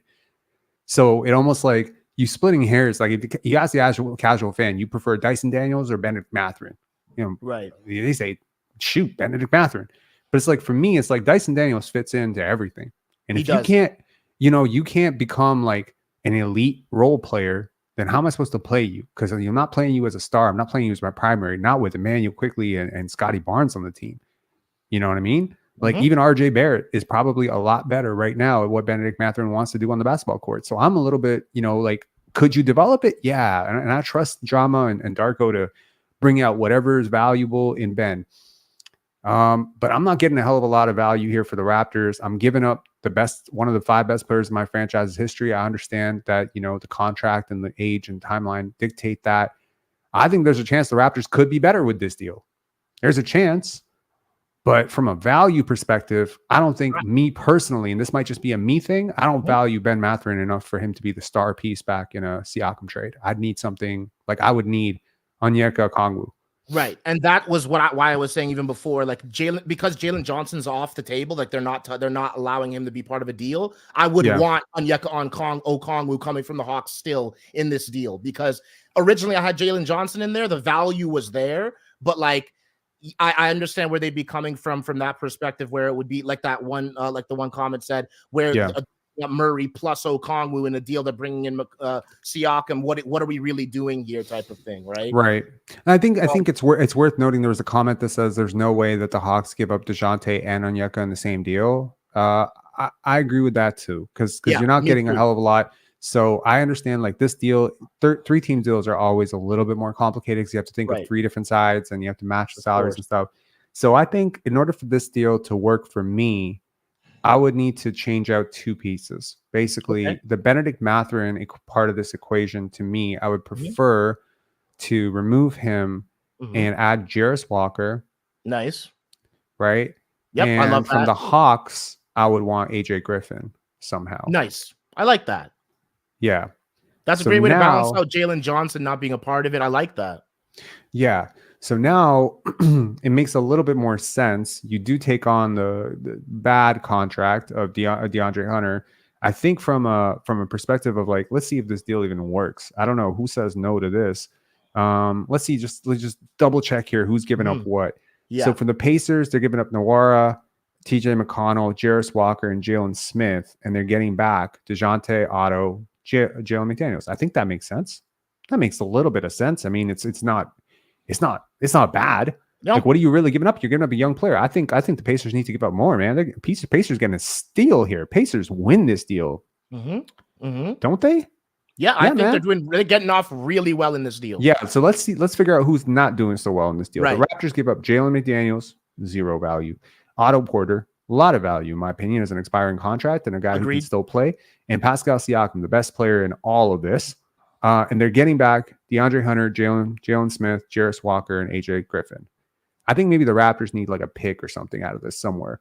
And from the Hawks side, they're giving up DeJounte Murray, AJ Griffin, and DeAndre Hunter, and they're getting TJ McConnell, Jordan. Makes sense. I think the Raptors need a pick from somebody, probably the Pacers. It's the Pacers, right? The Pacers need to give up a pick. Okay, cool. Picks. Okay. Want their 2025 top 5 protected. Yes, sir. I hope the money works because we moved a few things around, but it looks like it should. It should be close. Yeah. It shouldn't be too far. Success. Boom. There it is. Nice. Okay. Is this I thought of this a little bit a while ago. I'm like, these teams, I'm trying to be objective, right? So I'm like, who says no? Let me bring this up to Rob and let me run this by him. Let's ask the community. Yeah, go ahead.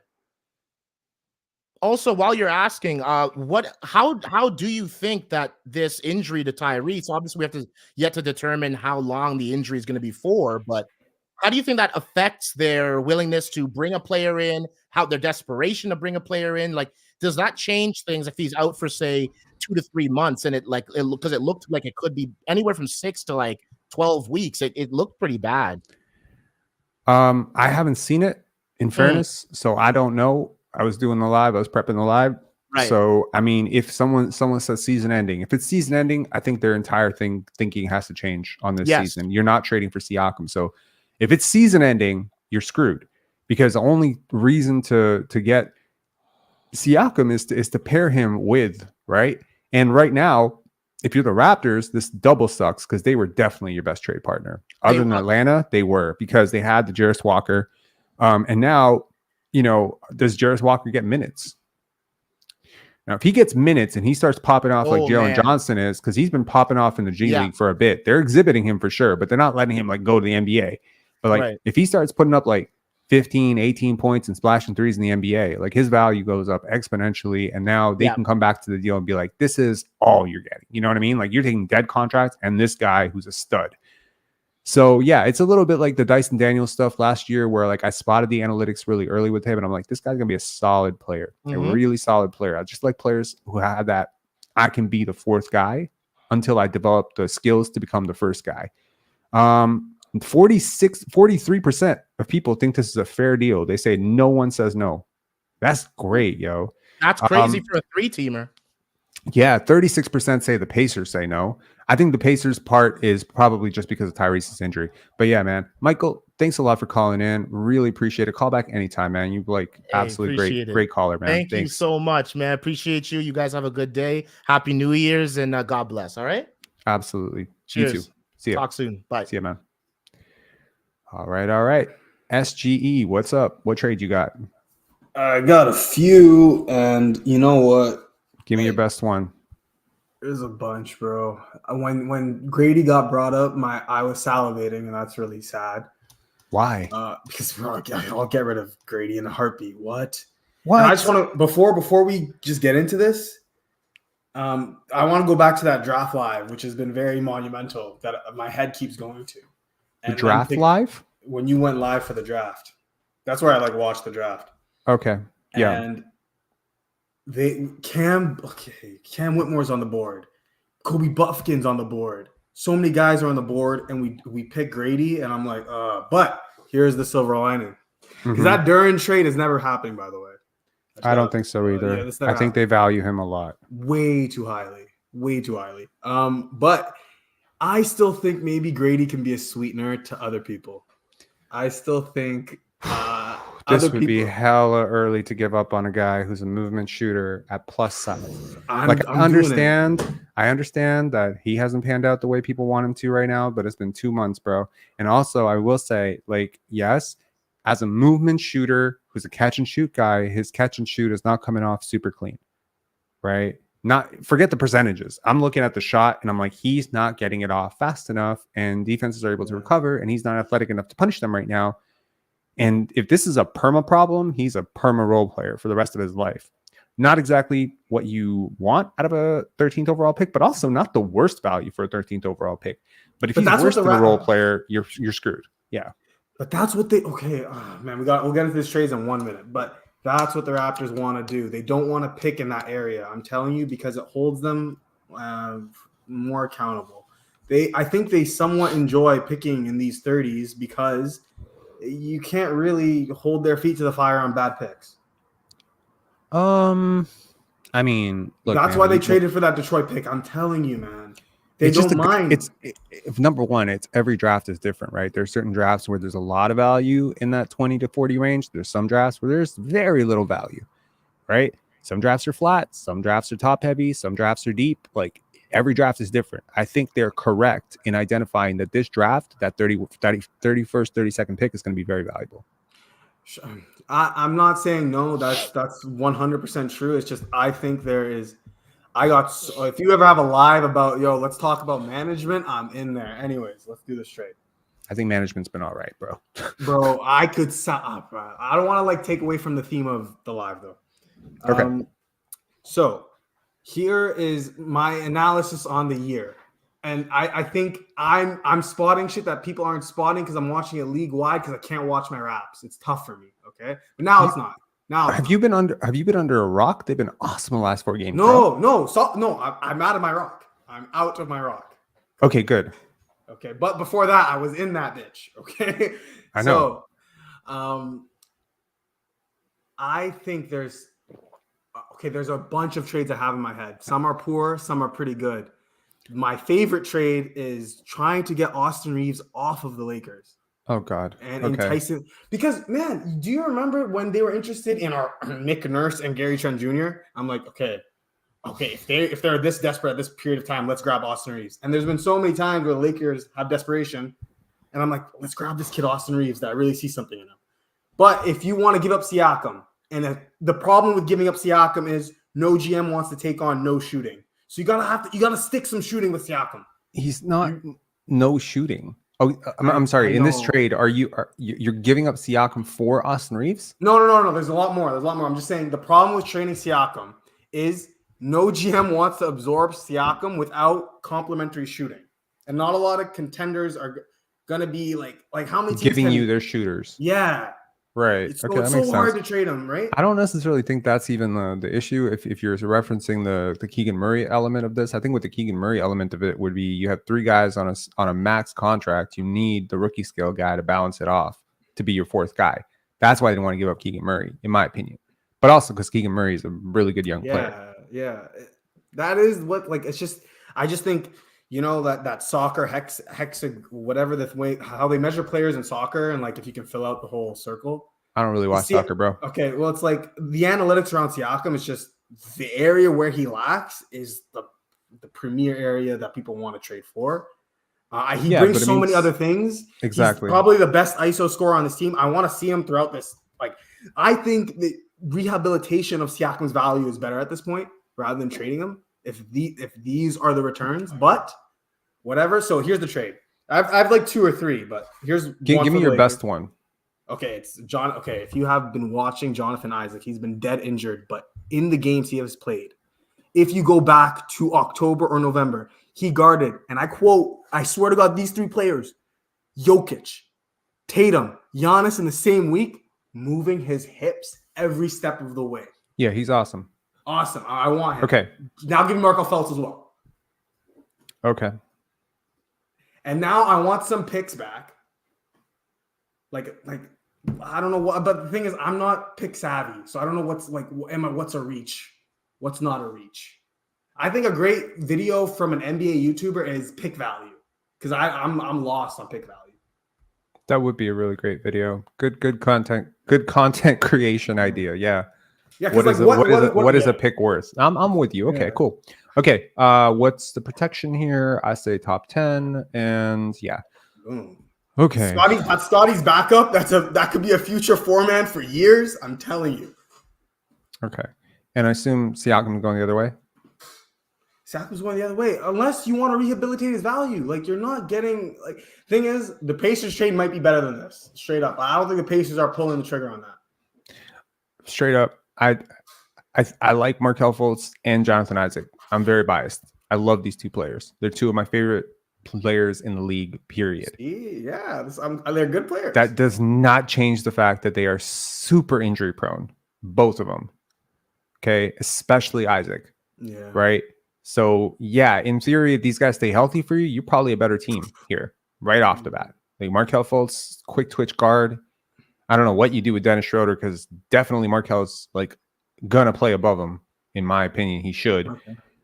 Also, Isaac's contract is interesting because I don't believe parts of it are guaranteed. There's all sorts of provisions there. Brian Scalabrine, while they're playing Boston, I kid you not, me and Brian are on the same wavelength. He goes, you got to get Isaac off of Tatum. And I'm like, and now the Magic are in this conundrum where Batazde, Carter, and Mo Wagner all possess like similar weaknesses on defense, so you don't really get anything. And then when Isaac's healthy, they really like Isaac at times. Mhm. It's just I just see so much value in Isaac. And I think you see it too. I do. I still want a young player back, man. I want Caleb Houston. But given, the trade is you can add to the trade. It's like the theory of the trade is there. Okay, if I can add to the trade, I want to make this spicy. I want to make this interesting. Well, yeah. What entices you from this landscape here? Okay, in terms of, I'll give you a quick breakdown on how I feel about these players. I love Wendell Carter, Gary Harris, cool.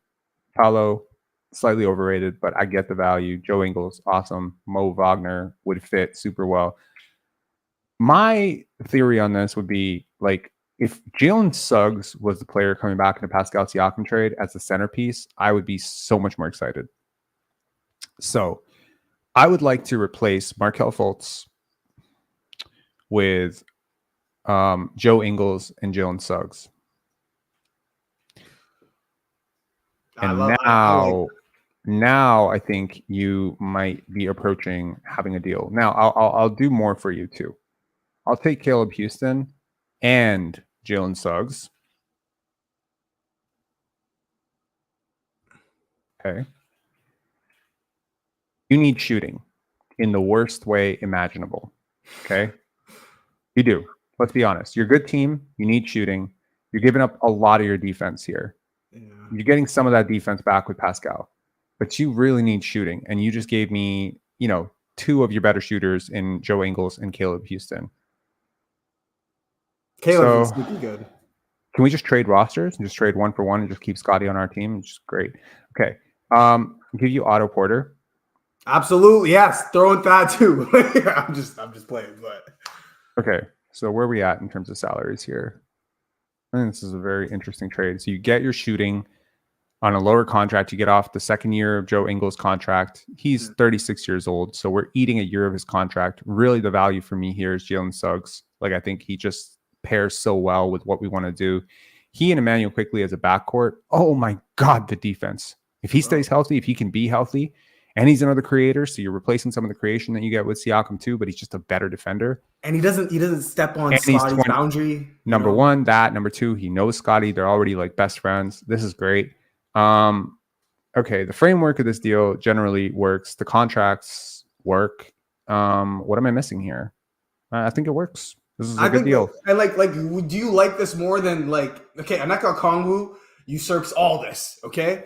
But in my opinion, if I'm not necessarily. I mean, I'm probably so here's the thing. I'll give myself a little bit of a pat on the back. I am someone who is very willing to change my mind. When the information changes, I change. I came into 2021 as a big Jalen Suggs hater. Said he was super overrated, wasn't going to be as good as people thought he was, wasn't the primary initiator that people thought he was, that his jump shot was not as good as people thought it was. And I was just very upset that people had him over Scottie. He has morphed himself into a completely different type of player for Orlando. And I want to say credit to him. Kudos to him. Not many prospects can adjust. He has. This is impressive. He fits. Okay. I feel like you want one more shooter, and I'm going to give you one more theoretical shooter in Joe McDaniels to make this work. You just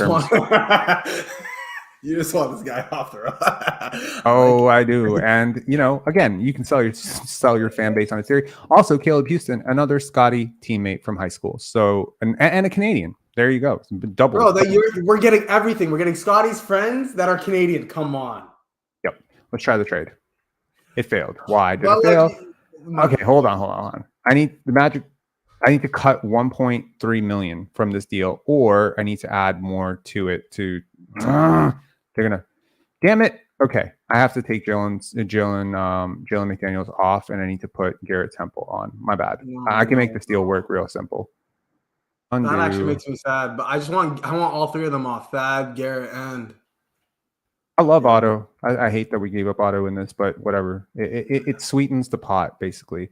Either you're giving up Otto or you're giving up like a future first or something. Okay, there you go. There's your deal. It works 100%. I know it works because. Yeah, it works. Okay, before I go, I'm about to cut right now, but I just have this last thing I want you to work out. It's not necessarily a trade, but If you put Siakam and Schroder to Miami, you get back Lowry. How would you fill out that salary, and how would you fill out that trade? Is that possible? Siakam and Schroder. Lowry's coming back, and what would get the Raptors fill out the salary and entice the Raptors? How would that be possible? Okay, do you have time to stay on? Because I don't want to wait. I'm on. If you're gonna keep watching, what we could do is we can bring you back on to talk about the Miami trade, or I can just kind of do it by myself. If someone will remind me towards the end of this before I turn over to Chess, hey Rob, do the Miami deal. Or if I don't know, RH77 and Andre, who are just behind you, I just don't want to make them wait. Well, okay, there might be a Miami guy. There might be a Miami guy with a Miami trade behind me, so we'll wait for that. If not, I'm watching, so we'll figure it out. Yeah. Okay. Cool. So feel free to call back towards once we clear out 2 more callers to see if that works. But let me just do the poll to ask if people are cool with your Miami trade. Hang on. I don't even think people. Sorry, your Magic trade. My bad. Magic. Yeah. No, they ain't gonna be cool with it because they ain't watching Isaac like that.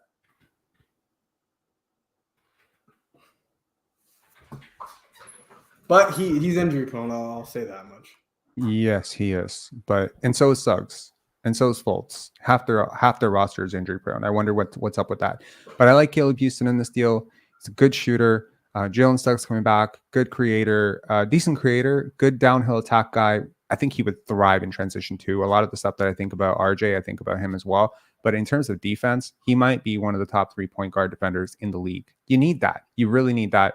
And I think he fits. And he plays so big. He's 6'4", but he plays so big. So yeah, so he's really good. Yeah. Okay. Like Jaylen Brown plays smaller on defense than Jalen Suggs. At times. Easily. Anyways, actually, thanks a lot, Connor, man. Appreciate it. Peace, cheers.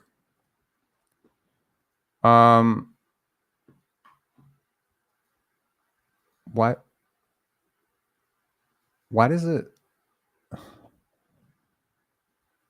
This is a 2-part super chat. I don't know if that means rank scrub. Okay. Thank you for the super chat, rank scrub. I want the front office to draft Edey with the addition 2nd round pick if necessary. The power Edey with the quickness Koloko as the center depth would be unbelievable, and power forward depth can be small ball alternatives. The second part of this super chat is wait, what? Why does it show that there's 2, but there's only 1? I don't get it. Okay. I get the value of Edey, but not as a starter. Like, I don't really see how that necessarily works in the modern NBA. But I could be wrong. Again, I was the guy who was pretty low on Walker Kessler for the big guy who can't move fast enough. I'll have to study more Edey tape. From what I understand, laterally speaking, in a transition offense, you might be burned a little bit unless he can develop himself into like a quicker guy. Like, I think that would be tough. In terms of the Magic Raptors vote, we have almost 70 votes right now. It's overwhelmingly in favor of the Raptors. I think it's a fairly even trade. I really like Jonathan Isaac a lot. If he can stay healthy, this is a deal and a half for the Raptors. But if he can't stay healthy, if he goes out for the season, and by the way, post any Paul Blunt saying Miami 100 times. Nice. Okay, RH77, what up, man? Hello. How's it going? Pretty good. I have a trade for the Raptors Pacers. Okay. Is this taking into account what just happened? I guess, yeah. Yeah? Okay, cool. Go for it. You trade Siakam. Mm-hmm. And in return, you get Buddy Hield, Jarris Walker, Jordan Nwora, and Ben Shepherd.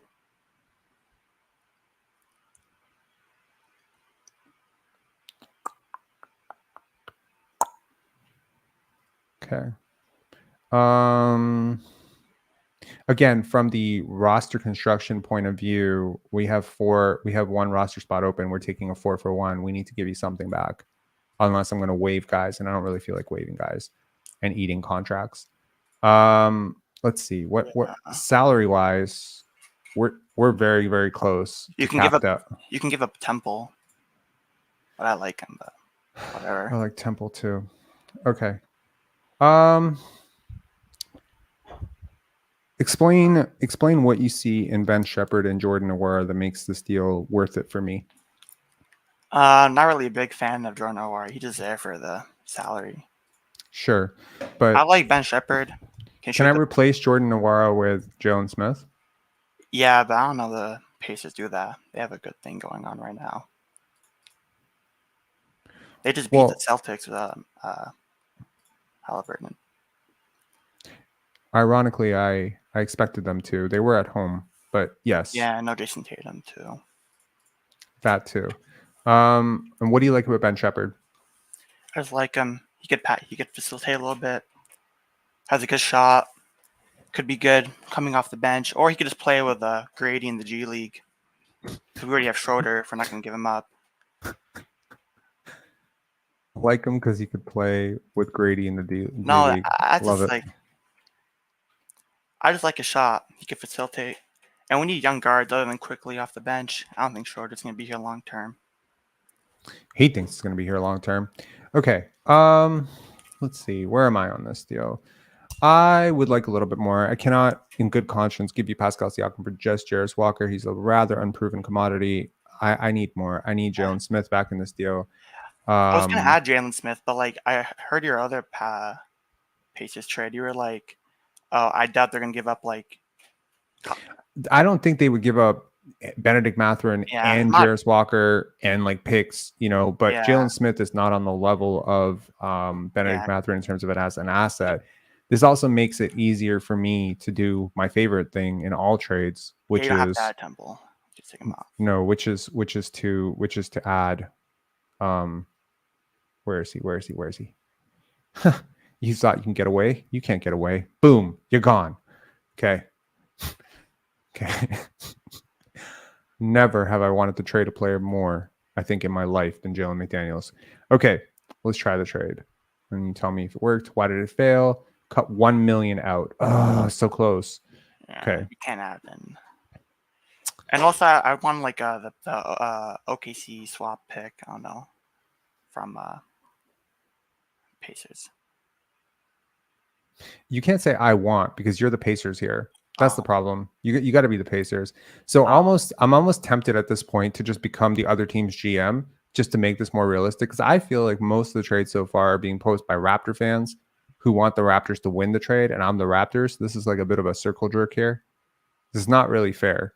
I feel like if I'm the other team, this becomes a little bit more balanced.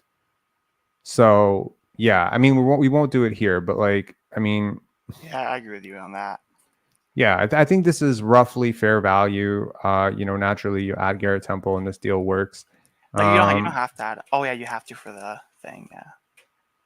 So you get it there, right? It works. Basically, the framework is you're getting Jarris Walker, you're getting the expiring contract of Buddy Hield. He's a movement shooter. He doesn't play a lick of defense. Jalen Smith, he shores up some of your need as a backup big who can shoot a little bit. And Ben Shepherd is a nice little sweetener thrown in. I think a deal around this with maybe, a second round pick or something thrown in as a sweetener from the Pacers side probably is balanced-ish. I don't know about a first round pick, but maybe a second round pick from Milwaukee. Nah, that's going to be a bad pick, bro. Miami protected? Crazy. Jeez. That's not conveying. A 2025 Pacers second round pick. Okay, there you go. Yeah, that to me makes a little bit of sense. It's not like the lion's share. There's nothing really overwhelming coming back unless you really buy on Jarris Walker. It gives you a 4-for-2 swap. I'm not even sure. I love the part about losing Garrett Temple. Buddy Hield is you get a lot of depth. You get 3 guys who can legitimately play for you in place of 1. Do you have an abundance of depth at this point? Sure. I think you lose some of your creation. You get back a little bit of defense. You get back a little bit. You get a lot of shooting back. I don't know. I think this is the Rudy Gay trade in a nutshell. Yeah. I wouldn't mind if we flip Buddy Hield after as the trade as well. We would just have we would still have Gary Trent, RJ. Yeah. Probably Okay, got, like, let's do a poll with the audience and ask them, who wins this. I really need to get better about doing the who wins this while I'm, while I'm talking, so I don't have to like hold up everybody while I do this. But yeah, every single time. I wish I had an assistant or something, someone who could just do this, like start the polls and do the community engagement stuff. But anyway, this has been a cool live so far. Okay, so there's a new poll. Who wins this? Pacers, Raptors. I think this should be probably a little bit more split. This is about as fair a deal as we've done so far. So yeah. Anyways, RH77, thanks a lot for calling in, man. Yeah, thank you. Appreciate it. Have a good day. Cheers. You too. Good night. Okay, Andre, what up? Yo, what's up, man? How you doing? What's up? You heard what I said about the guy sounding like the best. Yeah, his was nice though. His was nice, but you're stepping it up too here. All right, it. I try my best, man, but his was like really clean. Anyways, okay, so I'm doing something a little different. Thank you. All right. Okay. Yeah. All right. So I'm not gonna tell you, but I'm just gonna say the team. So Utah. Okay. Okay. Okay. Kelly Olynyk. Jordan Clarkson. All right. Okay. For Gary Trent Jr. and Chris Boucher. So I'm on the side that it was only one of those players between OG and Pascal that should be traded. I think our team, we're 3-1 right now. Good offense right now. Defensively, we need to work on it, but I still see the East being open enough that we can make a playoff push. And by adding Jordan Clarkson and Kelly Olynyk, we'll shore up a little bit shooting, make our bench a lot better. And then finally would get that center that we kind of needed. That's Jonte Porter has been really good, but I think Olynyk would be a really big backup. And the why Utah would do this is that they get that expiring contract in Gary Trent Jr. So they're 18 millions off the books. They get Boucher, who they can kind of flip to Celtics if they don't want him on the contract. And if they need, we could give them that second round pick that we just got. But I think Jordan Clarkson might be worth a little bit more, so they probably want that to sweeten the deal. But with this would push us onto a win now with our team. I think bringing Jordan Clarkson off the bench would be huge. Yeah, so that's next to Dennis Schroder, though. Well, it would be more like Dennis' role getting diminished a little bit more now. Because I'm not a. How much better do you think Jordan Clarkson is than Dennis Schroder? Legit. All Dennis haters aside, but like. No, I can't. Okay, so I can't compare the two because I don't think they're the same. I don't think they're the same type of player. I think Jordan Clarkson is a push first guy. He shooter. Dennis Schroder is more about running the offense kind of thing. So I'd rather Jordan Clarkson off the bench as that kind of six man because it just opens up the floor. And as you can see with the floor open, our players play a lot better, with more pace. And you can always have Schroder in there as that as a defensive minded guard then instead of trying to be more offensive. And then you're not getting a lot of fall off from this shores up our bench for sure. Then you get Gary's 18 million gets off of Utah's cap space where they can do a lot more stuff here. We're helping them out by taking Jordan Clarkson here.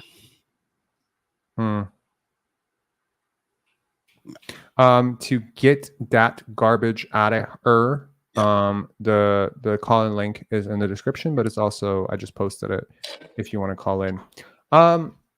Someone called this a lose-lose trade. I can see that.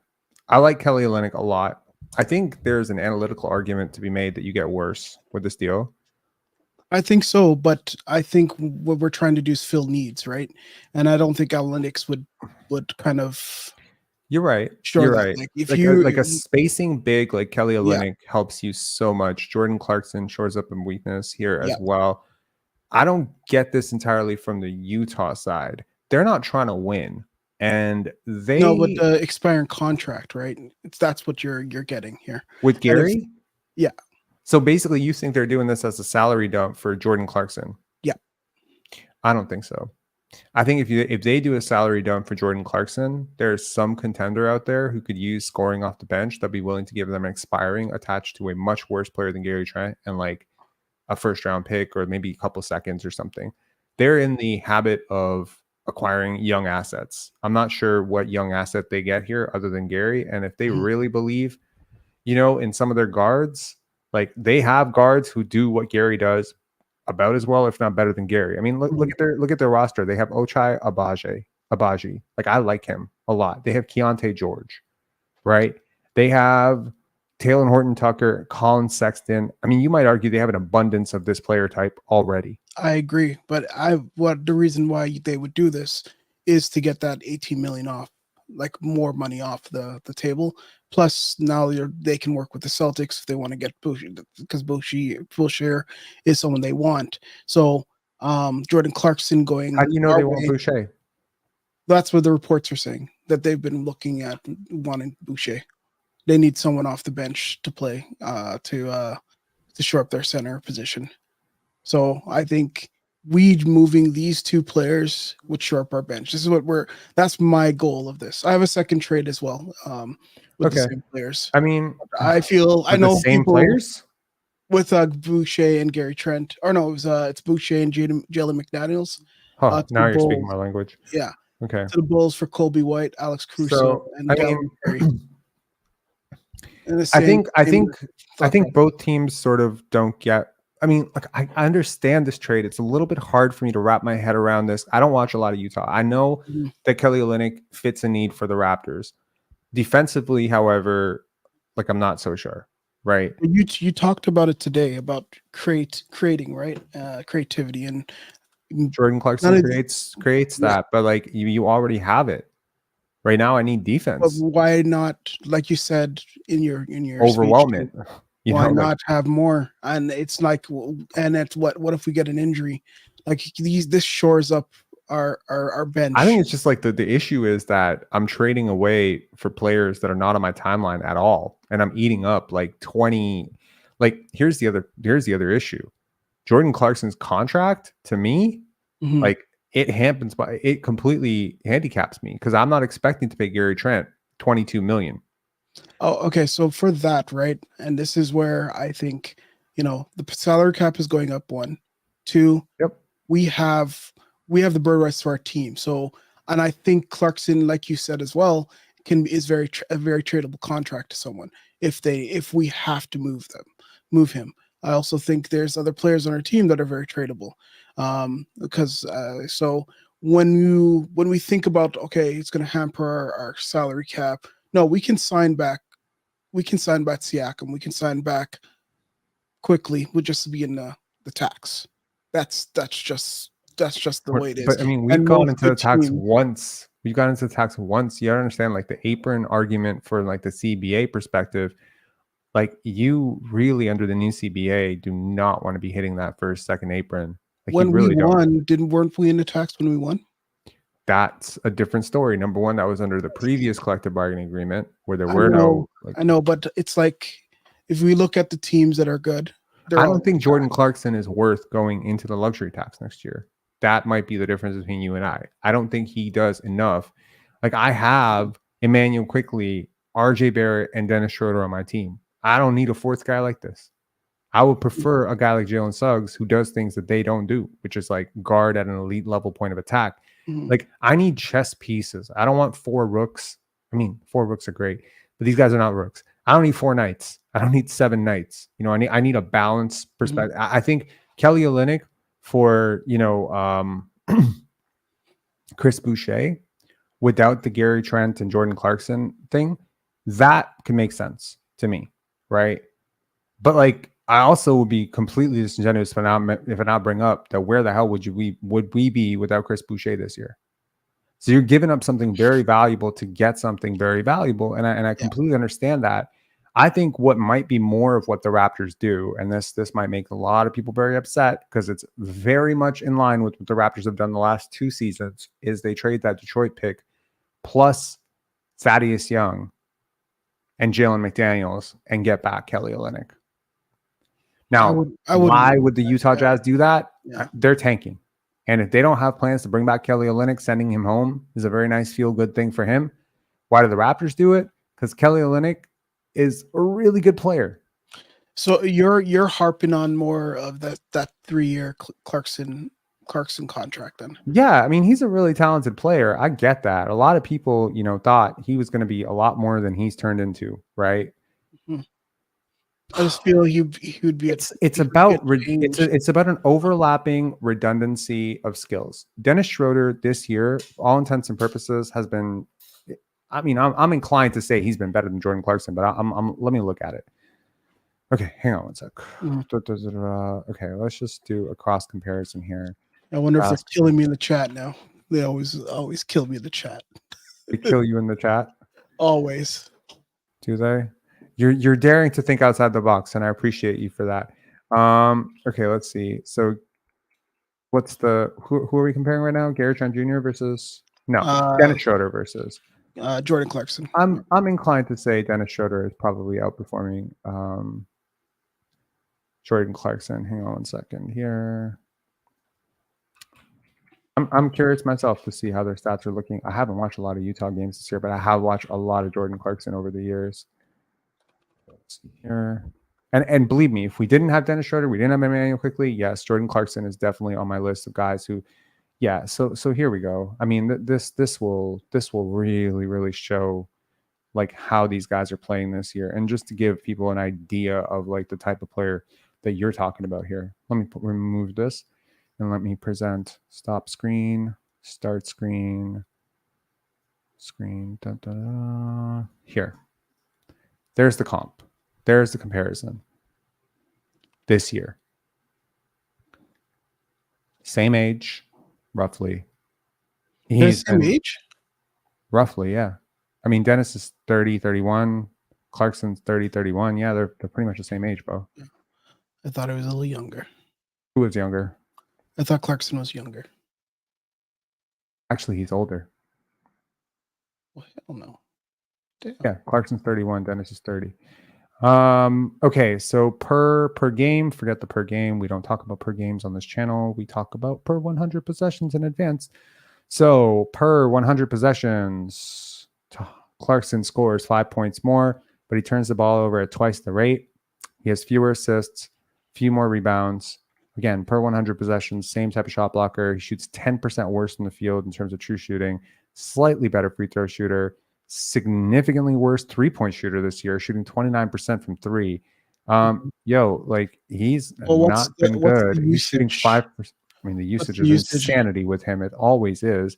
His usage this year is 27.7%, which, by the way, is higher than Pascal Siakam and Scottie Barnes. So, okay. So then if you brought that usage down drastically, don't you think his numbers would be a little bit better?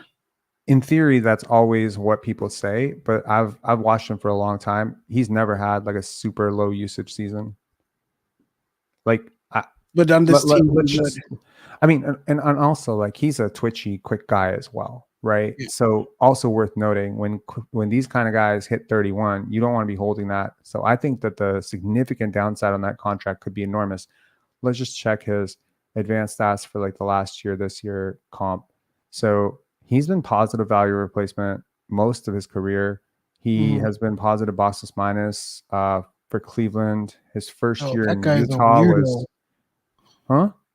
some guy just said something stupid in the chat. What do you say? Siakam out for the season for with a vaginal surgery. Ronnie Salami, please don't ever say shit like that. That's weird. It's disgusting. Yeah, he's right. That's weird. Weird as fuck, bro. Don't do that. Okay. Like to me, his usage has always been high. Like look at it. 27, 26, 25, 26. But sure. All the teams that he's played. So like if you can change the mindset, I'm not trying to tell you what to do. I'm saying if you could change your mindset to him coming off the bench for a good team, his usage would not be that high. Like say for instance, he went to Minnesota, right? His usage would go down to look at how many games he started throughout all these high usage seasons. What are we talking about? He's been but these teams aren't good. Those teams weren't good. He's never really. He's been on what, one or two good teams. Yeah, but maybe his teams aren't good because of him. Isn't that part of it? I don't know. Maybe it's like if a guy's always in losing situations, I have questions about him too. You know, if he's always in losing situation, everywhere you go, losing follows. I mean, it's worth noting that. Like, I mean, I understand the appeal. Jordan Clarkson has a significant fan base, right? But like, I think Dennis Schroder is a better version of him right now. I think that's a crazy thing to say. I think a lot of people would argue that Clarkson is way more talented looking. Yeah, he gets a triple-double every now and again. But Dennis pops up for 30 every now and again too. That's not these numbers don't mean shit when your efficiency is this low.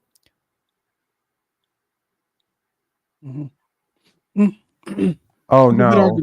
Thierry Fontaine, Ja Morant out for the rest of the season, labrum tear just like Siakam. Is this true? What the hell is going on with the NBA right now? Oh my God, no. Right? Ja Morant and Tyrese Halliburton on the same freaking night? No, this can't be. No, I have to look this up. No, Michael's saying Ja out. No, Thierry Fontaine is not that guy who said the vaginal stuff. Like, this is crazy. This is nuts. Okay, if you don't mind, I need I need 2 minutes to just breathe this out. I'm gonna take a break, go to the washroom. If anyone's listening, want to go to the washroom too, you can do that. I'll be back. We'll talk about the trade, and then we'll get that garbage out of here for the final trade, and then we'll definitely explore that Miami thing. And then if people have some stamina, we'll go for a half an hour chess tournament or something with 3 games. Okay, I'll be right back. Rob.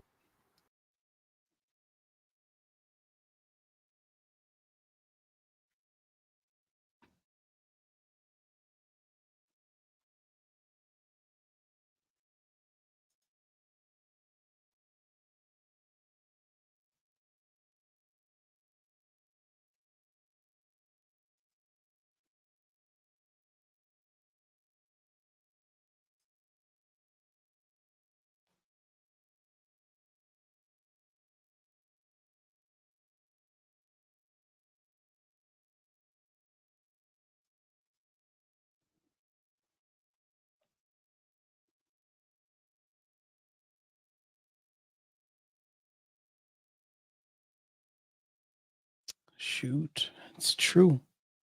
Grizzlies' Ja's gone. Holy shit.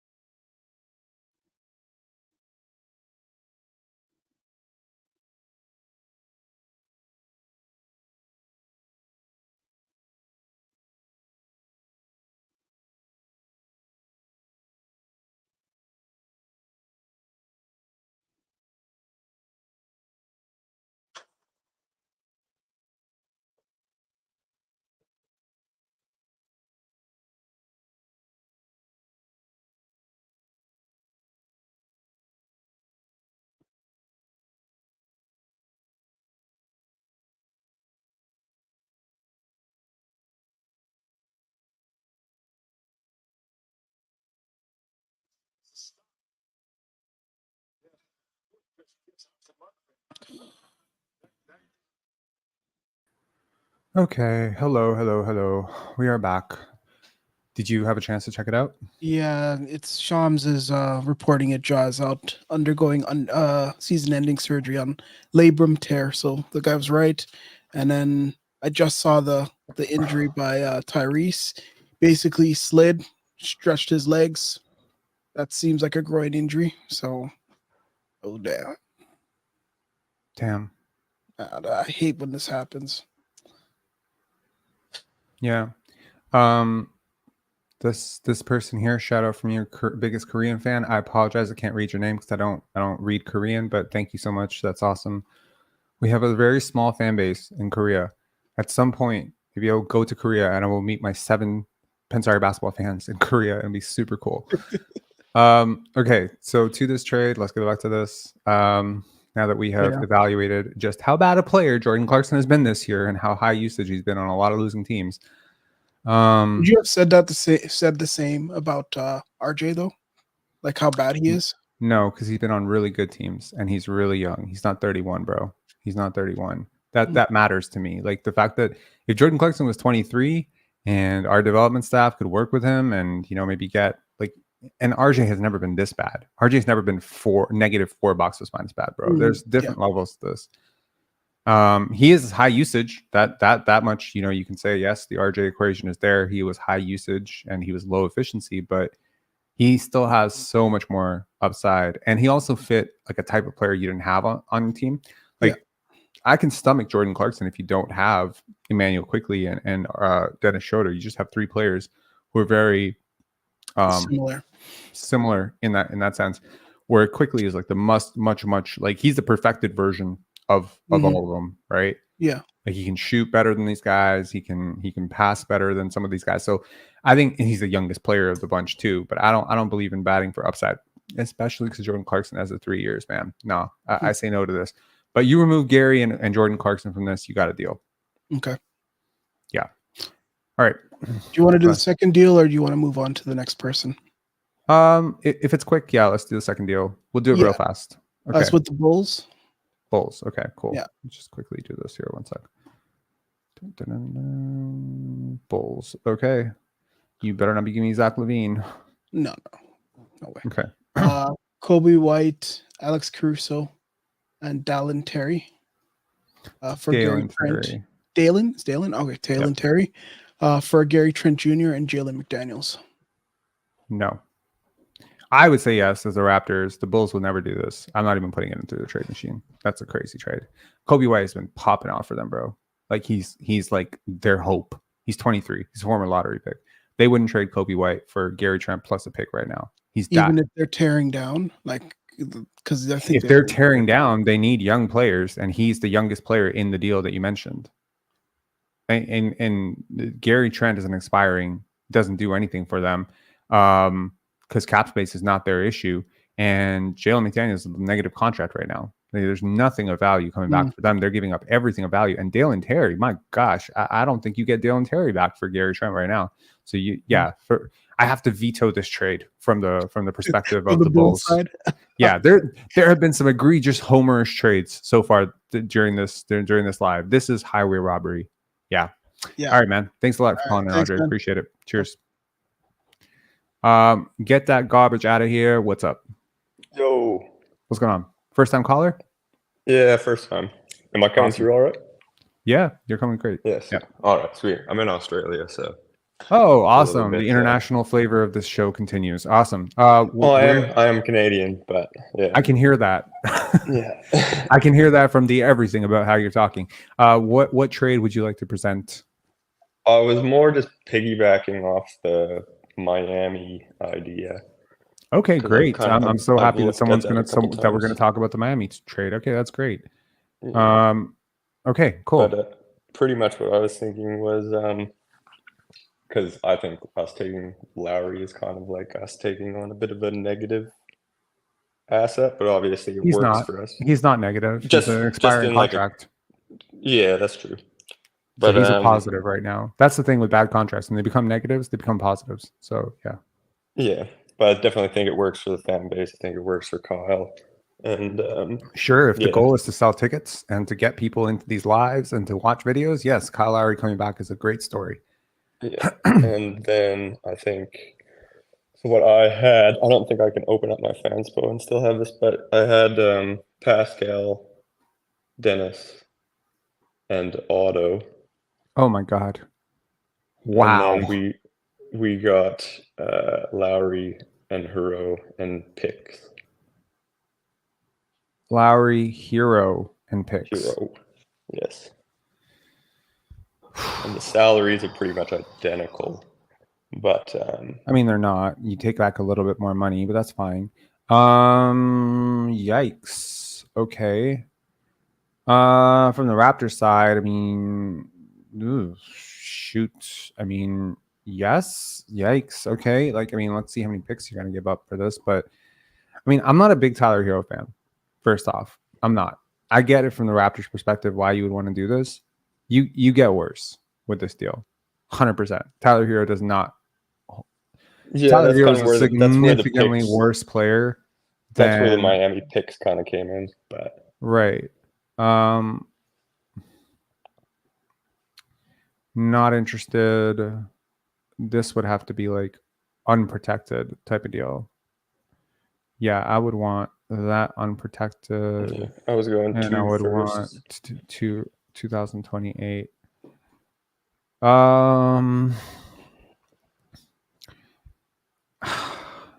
Is there a team that really needs Tyler Hero other than us that you can think of that I could rope a third team into this deal to shuttle Tyler Hero for something that I actually want on this team? Like, is it like I'm thinking Hawks, Bulls, Nets, Yeah, I was just Cavs? thinking Like, who do you the think? Hawks got rid of Murray, they could use a shooting guard, and he's young. They're pretty young. Okay, let's do that because that immediately makes me feel a little bit better about this deal. I mean, from that perspective, you get older. DeJounte Murray is not quite the scorer, shooter, whatever, but he is a better defender, which I appreciate. But he hasn't been good defensively this year. So maybe the Hawks are not the way to go. Is there another team that we could think of? Like just where I can send Tyler Hero where he's more needed than here and take back something that I value more. So I think he would be very needed in Miami. Sorry, I think he'd be very needed in Orlando. Yeah, I think he could be. I think he could be very useful guard. for. You know where else I think he could be very useful? Philly. Yeah, Tyrese Maxey, right? That fills a need for Philly. So let's see what Philly could offer to make this work. It'll probably be something. Let's see here. Okay, so let's try this.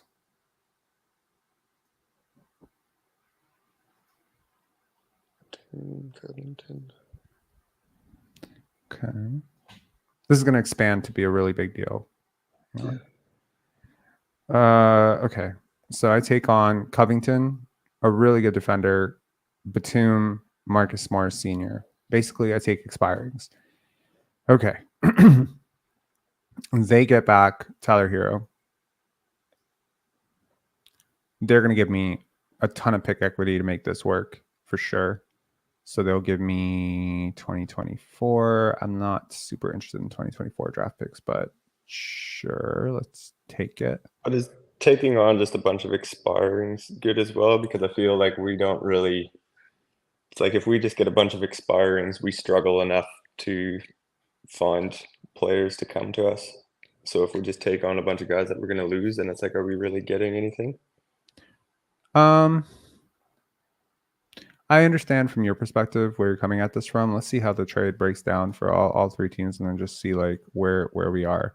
So like here you're getting rid of Otto, Dennis, Pascal. Like this trade obviously doesn't work right now because you're taking back so much money for what you're giving out. You're giving out, let's see, you're giving out 50.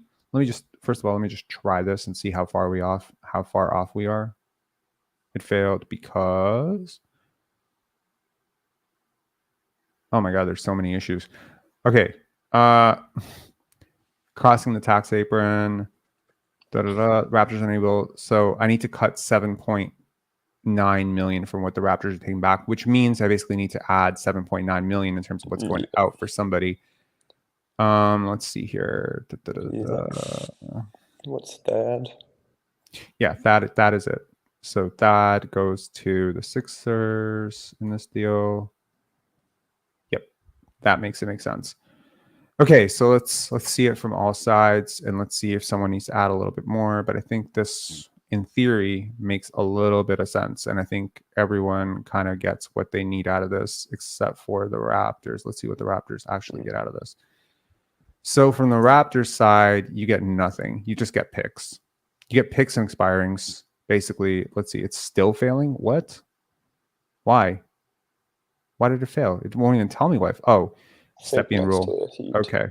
So 2025 and 26 is missing a first round pick. Okay.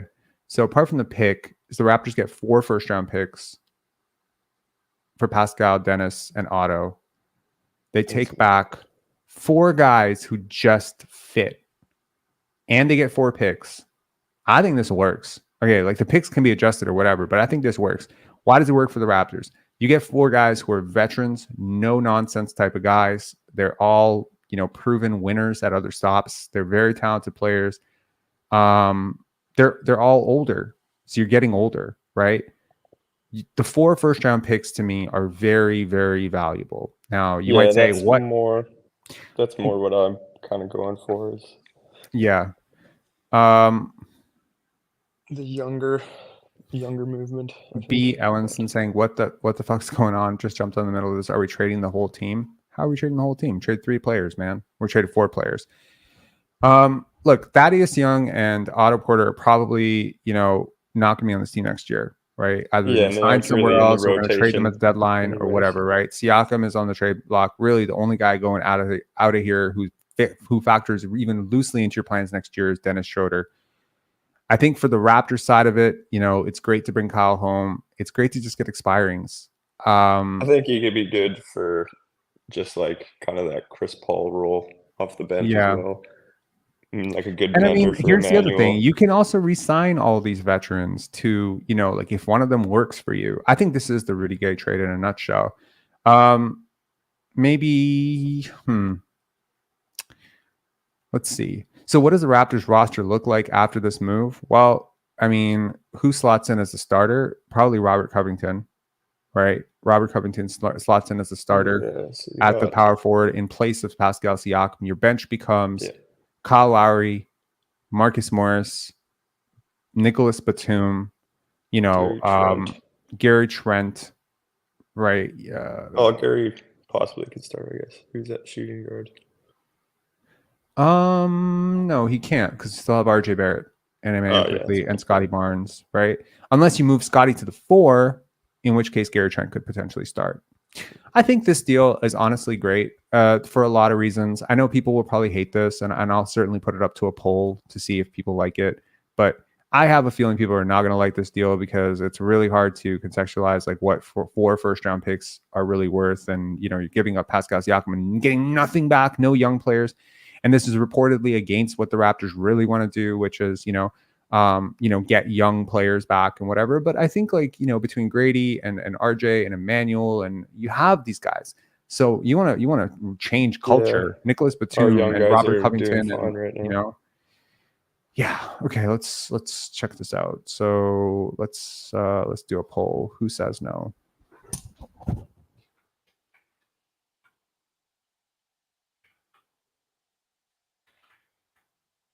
I think there'll be a few.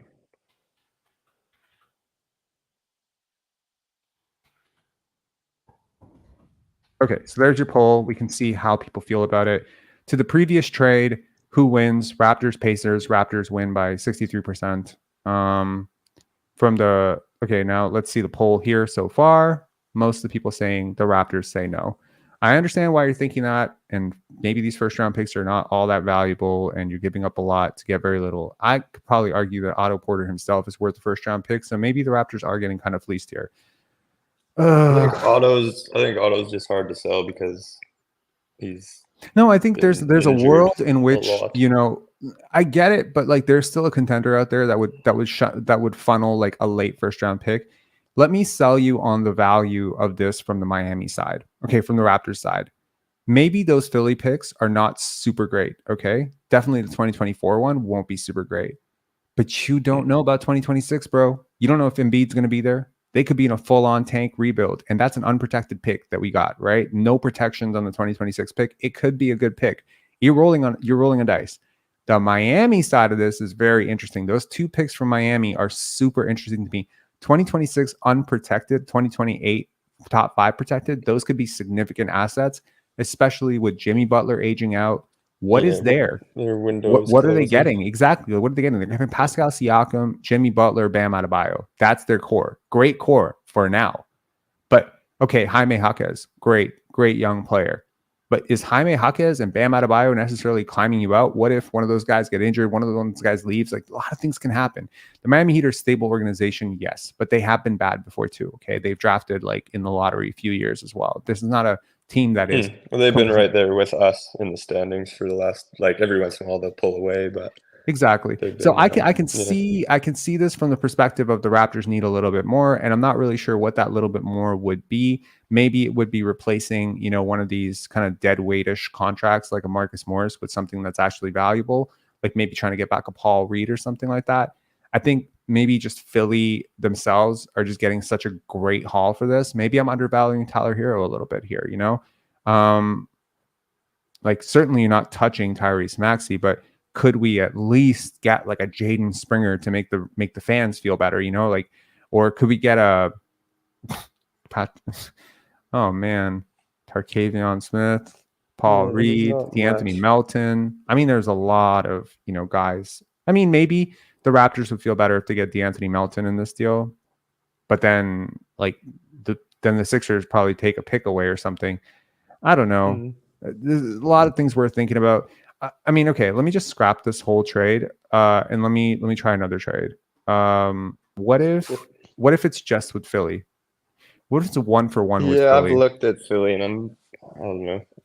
I'm not. So if you trade Siakam to Philly, right? If you trade Siakam for Philly, to Philly for Paul Reed, right? DeAnthony Melton. It's 15. Okay, this might be crazy, but what about this? What about this as a general framework?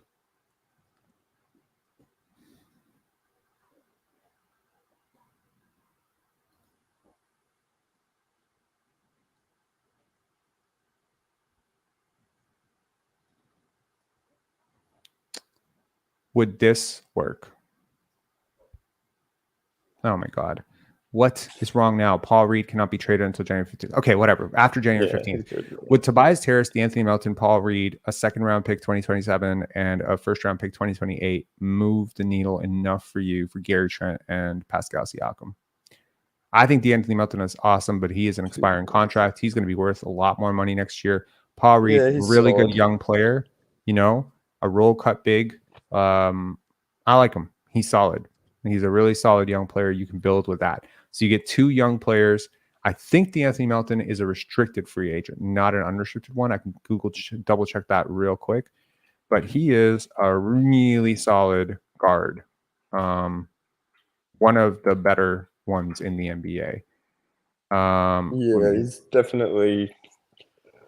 I think Tobias can help you out quite a bit at times. He's a bit streaky, but he can help you out. And Melton's just like, he's pretty consistent. Like, I feel like he doesn't really have too many ups and downs. He's pretty. Anthony Melton, in terms of like just to show people who the Anthony Melton is, I just feel like a lot of people don't watch other teams play. So I think that can sometimes. Yeah, he's not a big name. He doesn't stick out, but he's a huge part of what they do. Exactly. So let me show people his analytics profile. So this is DeAnthony Melton in a nutshell. He's awesome. The only thing that's bad is true shooting percentage and rebounding. That's it. Everything else, he's solid. He would be your best defender. Defensively too, I think. Great defensively. His deflections and overall versatility for a 6'2" guard is amazing. He's decent at the rim. His portability and passer rating, he's a solid guy, man. Like, if he's your sixth man, you're great. If Paul Reed is your seventh man, you're solid. Those two already have chemistry. He's an on-ball guy, which means he guards like good players. He would have been your guy on Ja Morant, 100%. There's no way anyone else on this team has a chance at guarding Ja Morant better than him. Or De'Aaron Fox, so Scottie doesn't have to do that stuff. He could actually be a starter. He could be your second starter. You'd be really small in the backcourt, but he doesn't play small. He plays great. Yeah. So he and D'Anthony Melton, and then you play RJ, Scottie, and eventually Paul Reed. Shoot, like you're interesting. You're an interesting team. So I think it's a good trade. I don't know. Anyways, man. Thanks a lot for calling in. Really appreciate it. Yeah, thanks, man. Thanks for Cheers. having me. Yeah, call back anytime. See ya. Okay, final caller, Fresh Paint. What's up? Hey, how's it going? You can hear me good? Yes, sir. Awesome. I got a 3-team trade for you. I brought up something similar to this a while ago, but it's changed a bit. And before, the issue was with Cameron Johnson and January 15th and Pascal Siakam. So, yeah, I just wanted to bring back something that a bit of a different take on it. Sure. So it's Raptors, Nets, and Hawks. Raptors, Nets, and Hawks. There's a couple ways this can go. I think like both teams probably want Pascal, but I think Nets would probably benefit from them more right now. It sounds like the Hawks are more interested in selling for some picks and some young talent. Okay. And maybe the Nets are more into getting a better stance right now. Mm-hmm. So Siakam to the Nets. Uh-huh. Gary Trent to the Hawks. Otto Porter to the Hawks. Okay. And then from the Nets, Cameron Johnson and Lonnie Walker to the Raptors. Whoa. Okay. Too much, you think? I like Cam Johnson a lot. Lonnie Walker, not as much, but yeah. Yeah, he's young. He's just like a young talent. I think has potential, and sure. I think they probably are thinking of getting rid of him. Like he's scoring quite good this year. He's probably going to ask for more next year because he's on an expiring contract. So depending on their salary cap, they might want to get rid of him. Mm-hmm. And then Dorian Finney-Smith to the Hawks. Okay. And then from the Hawks, we got DeAndre Hunter to the Raptors. Mm-hmm. And DeJounte Murray to the Nets. And then the Hawks would get a bunch of picks. The Hawks would get a bunch of picks. Yeah, okay. From who? From the Nets, like a first and a second. Which first? Which second? I was thinking the Phoenix 27 first, and then 25 second from Miami. Interesting. Very interesting. Okay, let's try the trade. Yeah. Let's see if it works. It failed. Cameron Johnson can have a trade until January 15th. Okay, no problem. Yeah. So it works after January 15th. Exactly. Okay, let's see. Who gets what? Who gives what? So the Nets get DeJounte Murray and Pascal Siakam? Yeah. That's insanity, man. Yeah. What? For Dorian Finney-Smith, Cameron Johnson, Lonnie Walker, I think and a couple and a few picks? I think the Hawks. Nah, bro. They got way too much in this deal. I like Cameron Johnson, but not like this feels like robbery. So who's getting robbed in this? Atlanta, yeah. What more could the Nets give them to even out the deal? Because they're paying more right now. So out of this, like, I mean, the Hawks have picks, so I don't see how like this helps them too much. Like, I mean, in theory, I mean, a deal like this, I'm not underselling the value of role players. I mean, you get 3 role players, maybe it does make a little bit of sense here. But I think, if you're the Nets, like someone's like, I mean, maybe it is fair. It feels so unfair because they get the 2 best players in the deal. Yeah, I think they could give more to the Hawks, like a Noah Clowney or like even a better player than that, who's doing decent. And then interesting. They'll be coming out on top. Yeah. Wilson Wise saying fleeced here. Yeah, like it feels like they're getting fleeced. Yeah. And in theory, like they are, because Gary's expiring. He's not that valuable. Otto's often injured. Dorian Finney-Smith, like they're giving up DeJounte Murray for that. Like they gave up serious pick equity to get him.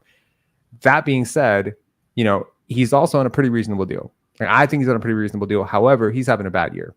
He is for sure having a bad year. You're talking. You're talking DeJounte Murray? Yes. Yeah. DeJounte and Pascal have both taken a massive step back defensively. Would they be completely unlocked with the Nets? Like, there's no reason the Nets say no to this. The Nets say no to this is because they believe Cameron Johnson is going to be like a superstar. Yeah. And he's probably not.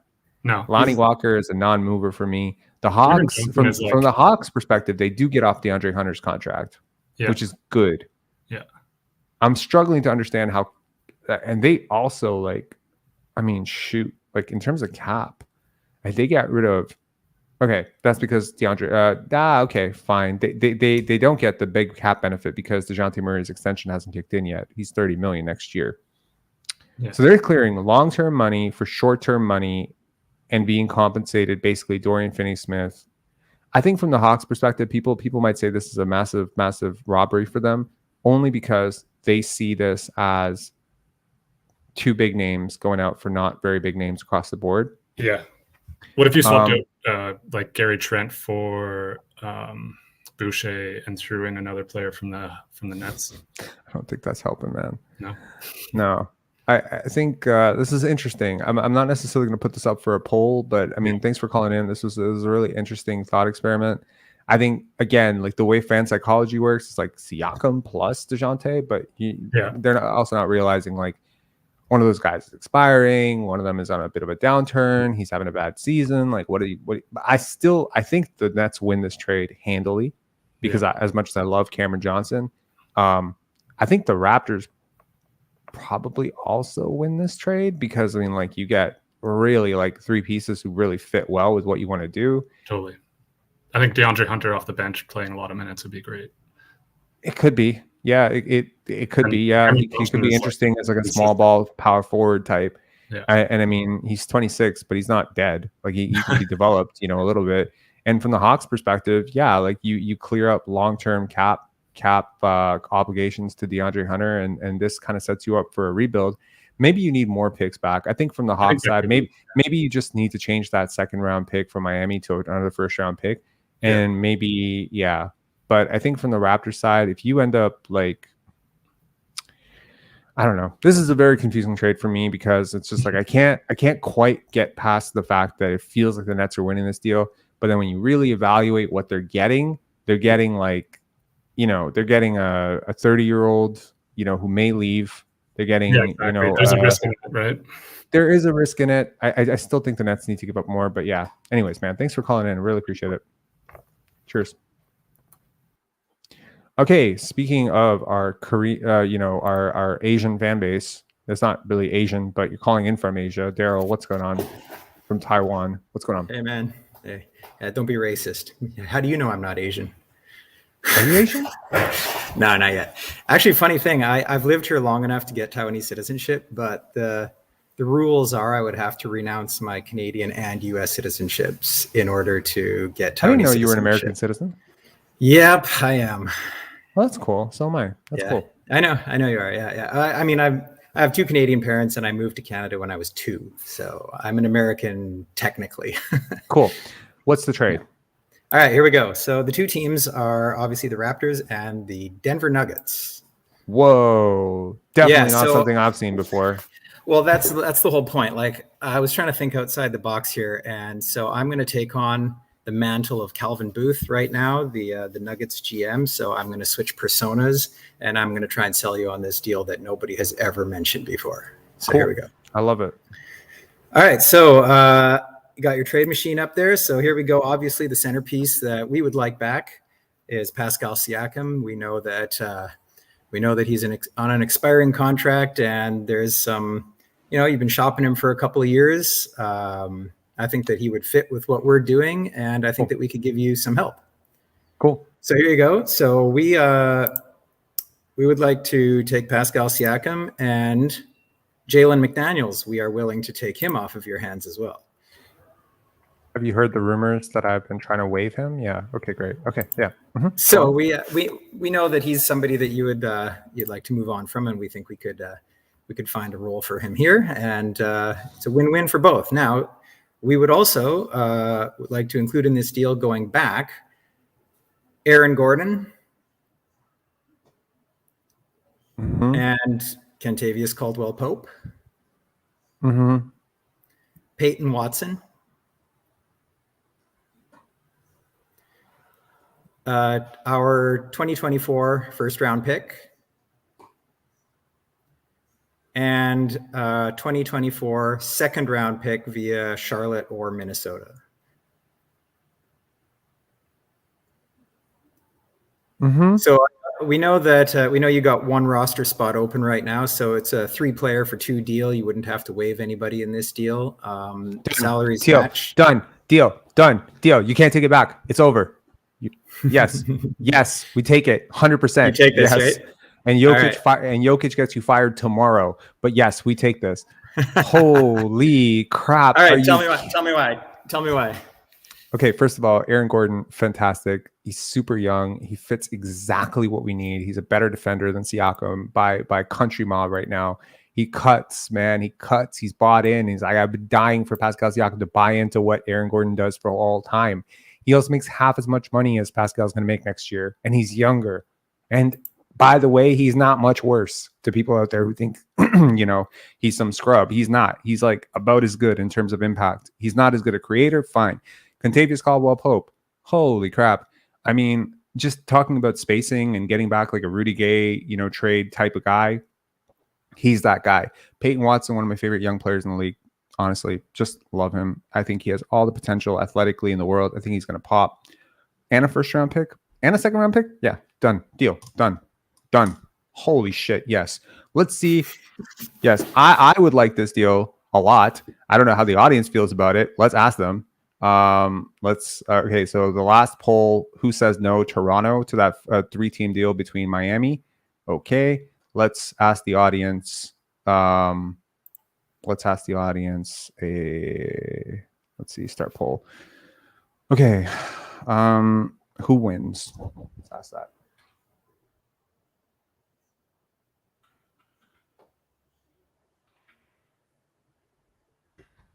To get smoked on this deal. I have a feeling you're definitely approaching this from the Raptors side, though. All right. Well, I do have some bias there. I'm back to my Daryl persona. I'm a big Peyton Watson fan as well. I think that he's the guy that has the potential to replace OG Anunoby's type of production. Yeah. I think KCP is really nice. He's on an expiring deal though, and I'm not sure that the Raptors would be able to re-sign him. Aaron Gordon I like because, like you said, he puts up similar production to Siakam, but I think that he's a guy that people look at his name and they think like, well, he was so good in that dunk contest and he had such high potential, but then people think he didn't really pan out into the kind of star that they wanted. So his name is a little bit tarnished, but I don't care about the narrative. If you look at the production, his field goal percentage, his 3-point shooting is almost identical to Siakam's. He's just a lower usage player. If he was used as the same way as Siakam is, he'd be putting up the same numbers. Who? Aaron Gordon? Yeah. I don't think so. Think so? You don't think so? Like he's like their 4th option on the Nuggets. but that's the thing. He's 4th option for a reason.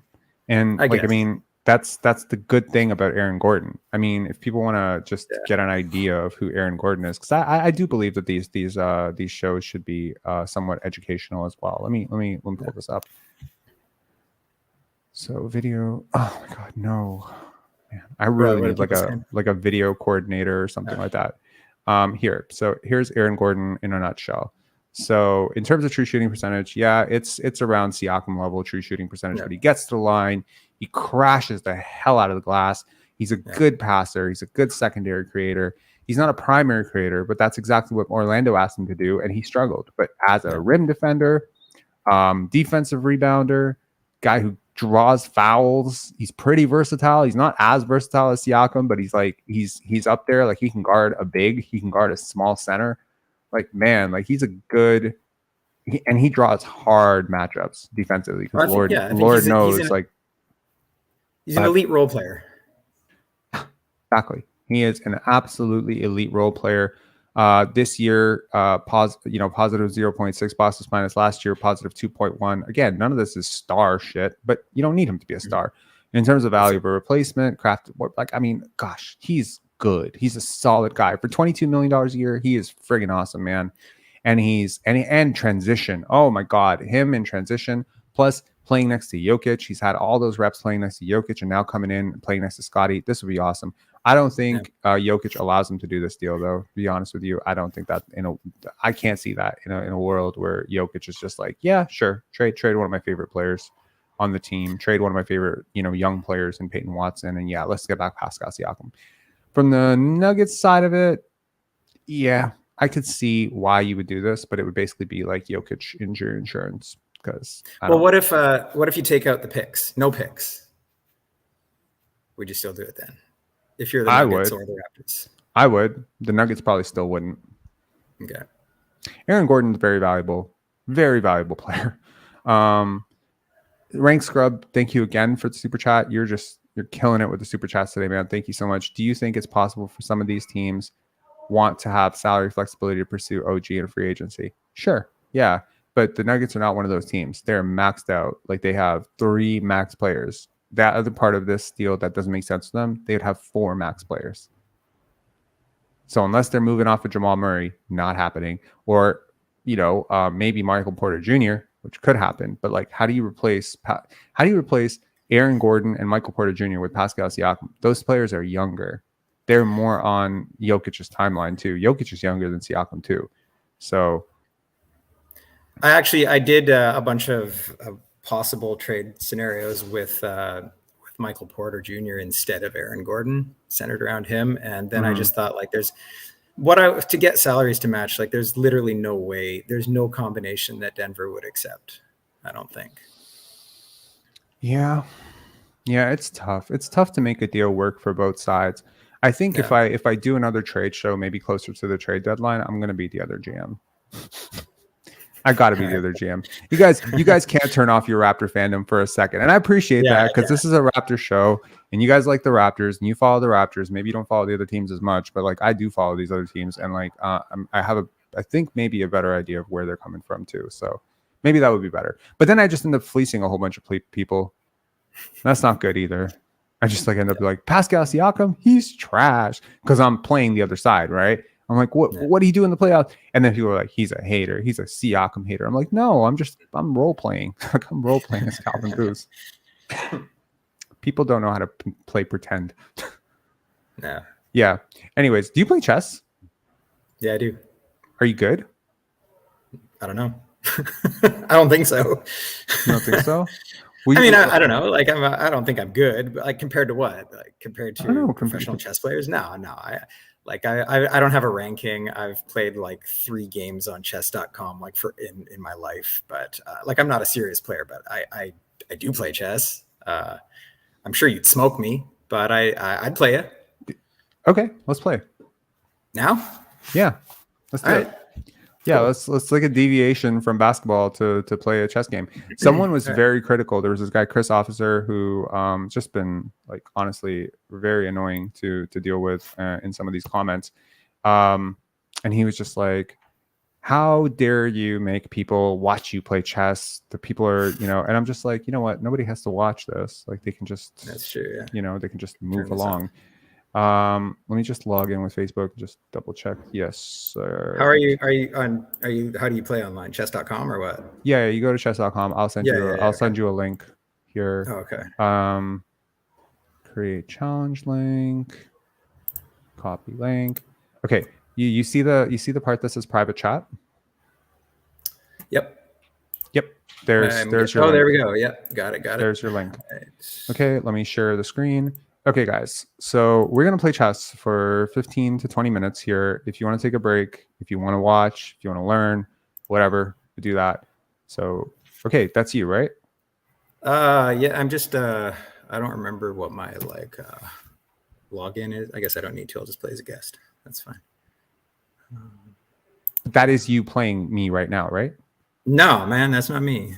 I didn't make a move. Oh, wait, you're white? So yeah. I guess that's me. Yeah, guest 866. Yeah. Okay, cool. Okay, cool. All right, here we go. Yeah, just a heads up. Be mindful of the time. Yeah. Yeah, so it's a 10-minute. It's wrapped. Oh, disconnected. Oh, really? It says you're disconnected. Oh, I don't know. It says you're disconnected. It's weird. What should we do? Okay, let's try this again. Yeah. Send me the link. We'll start again. Maybe I'll get lucky and be white. What? Okay, hang on. I don't really care. I don't know what's going on here. Hang on. All right. You made a white move, right? There, I just moved. It's still not working. Maybe that's not me. I don't know. Okay. Maybe it's not. Okay, let's try this again. Sorry guys for the technical difficulties here. Never done this before. So. No, it's cool. Yeah, I'm gonna click on the link again and see if I will just. Don't click on that link. I'm gonna send you a new link. Okay. Oh, okay. Play a friend. Let me create a challenge link. There's my challenge link, and now let me send it to you, and it should be you popping up. Okay? Yeah. All right. Got it. I clicked on the link and it says I have to log in. Whatever. I'll log in with Facebook. Yeah, you log in with Facebook. All right, cool. I'll continue as Daryl. Then you'll know.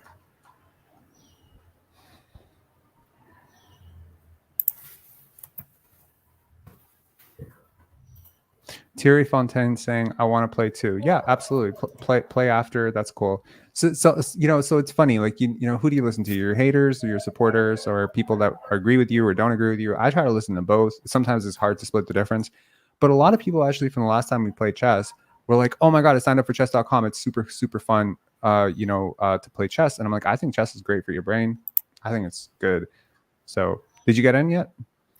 I don't know. There's a whole bunch of stuff like that's. I don't want to send an email. I don't want to send an invite like later. I hate how they do this. Like, no, thank you. I don't want to pay. All right, my move. Here we go. All right. Oh, I'm sweet. We're playing. I'm black. Great. All right, let's do it. Okay. All right. I see.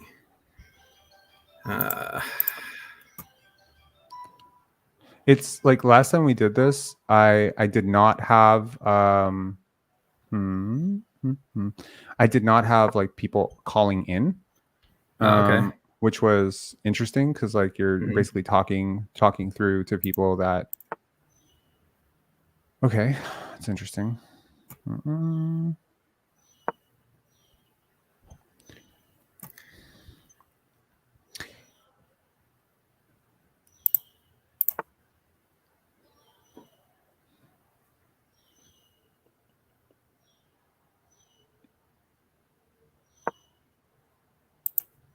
Oh, I'm stupid. Why did I do that? My mouse slipped. It's cool. Sure it did.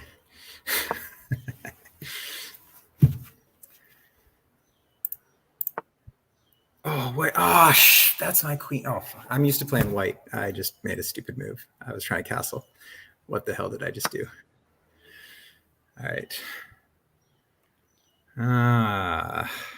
Well, that's game. It's not game. What are you talking about? No, okay, it's not game, but I just made a huge blunder. It's not a blunder. No, I moved my queen over by my rook. Like, what did I do? I mean, it's not a great move, but like it's a real big, huge blunder. No, it is. All right, let's see. Wow, how did that even happen? All right.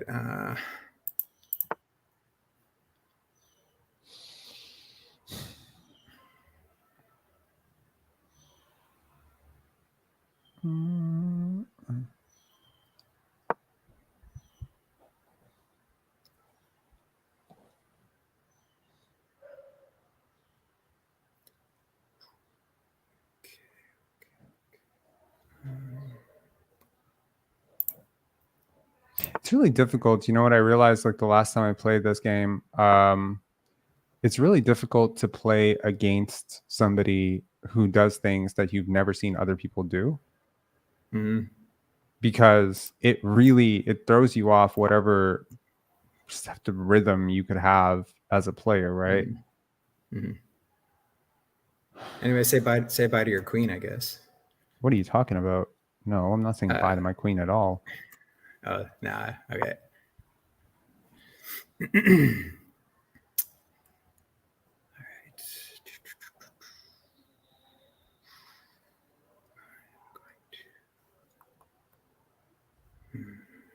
Okay.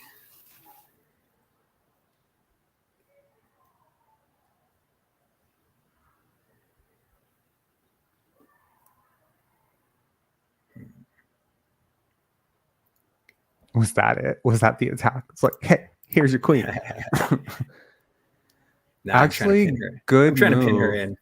I know. Good move, right? Like, Yeah. like because my next move was going to be this, right? I mean, that's still going to Hang be on, my I next can't move, actually. What's your next? Yeah. All right. Yeah.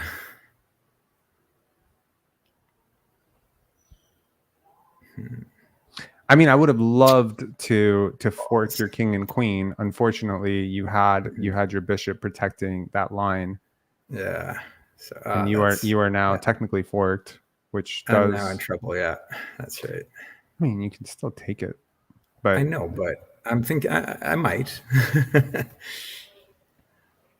Balls. All right.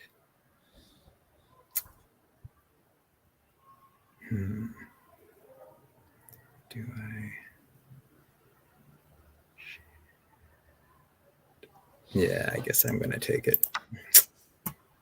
That's unfortunate.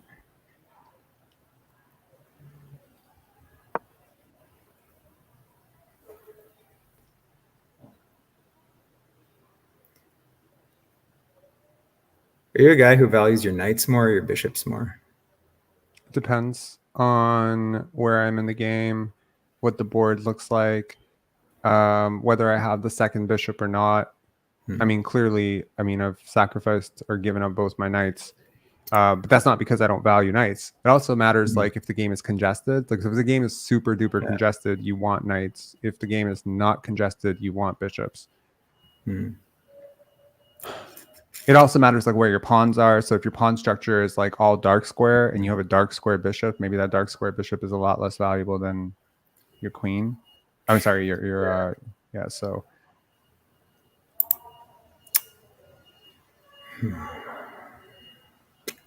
I don't like this. All right, I'm gonna try.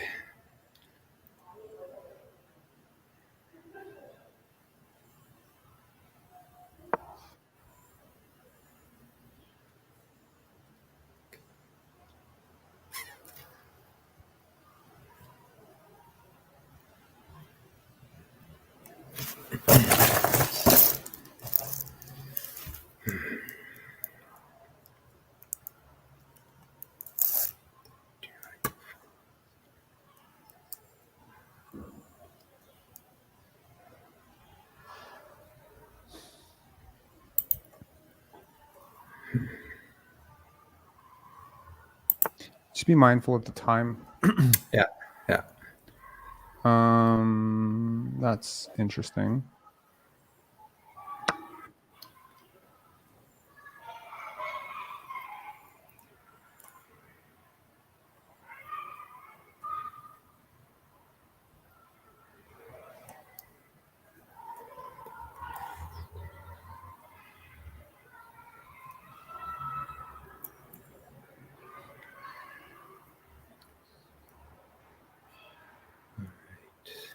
This game's not going well for me.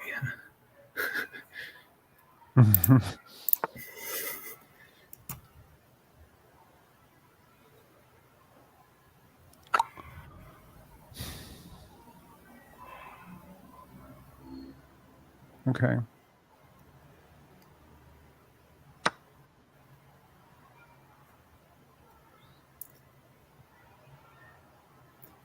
All right, I think I'm gonna call it.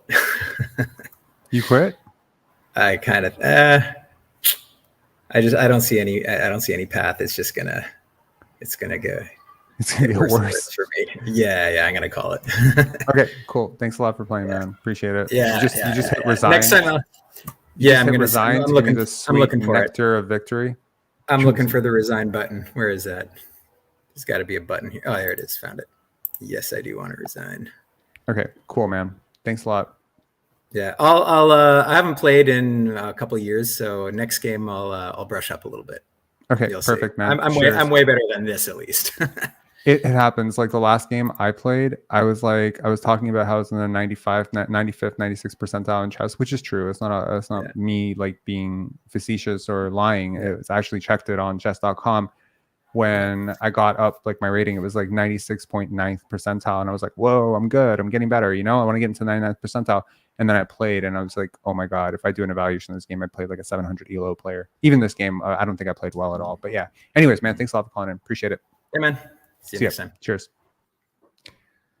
Thierry, no, you don't have to call in, but it would be super fun. I think it's a lot more fun for the audience if you do call in. If you want to keep your mic off, it's cool. I mean, sorry, if you want to keep your camera off, if you want to call in, definitely. It's I think it's much better if two people talk through it. But yeah, I mean, but you don't have to. I mean, Hoodie Mellow, Rob, you look like the OKC coach. I've heard that before. Thanks. He's a really smart dude. I don't know if he got hired for his looks, though. I'm kidding. I know he didn't get hired for his looks.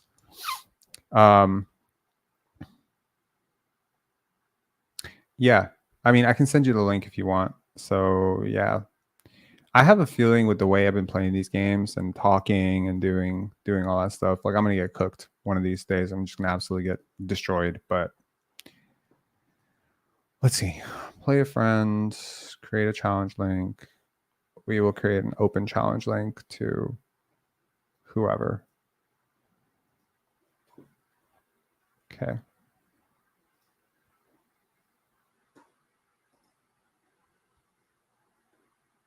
Why does it keep... What? Stop doing that.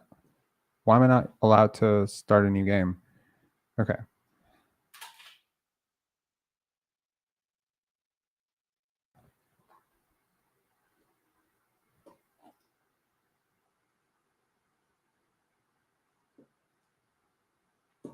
Why? What is going on here? I made 5 blunders, 2 misses, and 1 mistake. That is just yikes. That is insanity. I don't know what's going on right now, but I am unable, apparently, to create a challenge link right now. And yeah, it's just messed. Okay. Let me go away from this and then come back to it.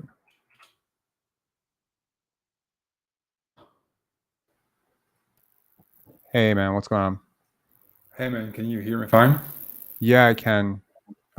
There's like some sort of noise. Like, are you close to grasshoppers or crickets or something? No, I just my mic has some issues sometimes. Wait, I'll turn it off. Is it better now?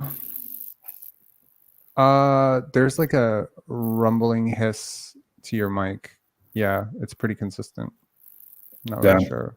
Sorry, can't really fix it. Shoot.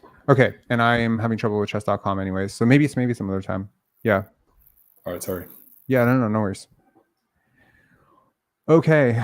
I think we should call it for the night. 1 game is all we had. Apparently chess.com is not responding right now, and doing these little chess things in the middle, honestly, I know it's not everyone's cup of tea. I get it. If there's enough pushback on it, I promise we'll do it, or maybe we'll create like a specific show to do it. But yeah. Hoodie Mellow, thoughts on Nikola Jokic? I like him. I like him a lot. But I've heard some people try to compare him to Luka Doncic. No way in hell. I don't think so. Talented 10. Basketball brought us together, Pensari. Yep, absolutely.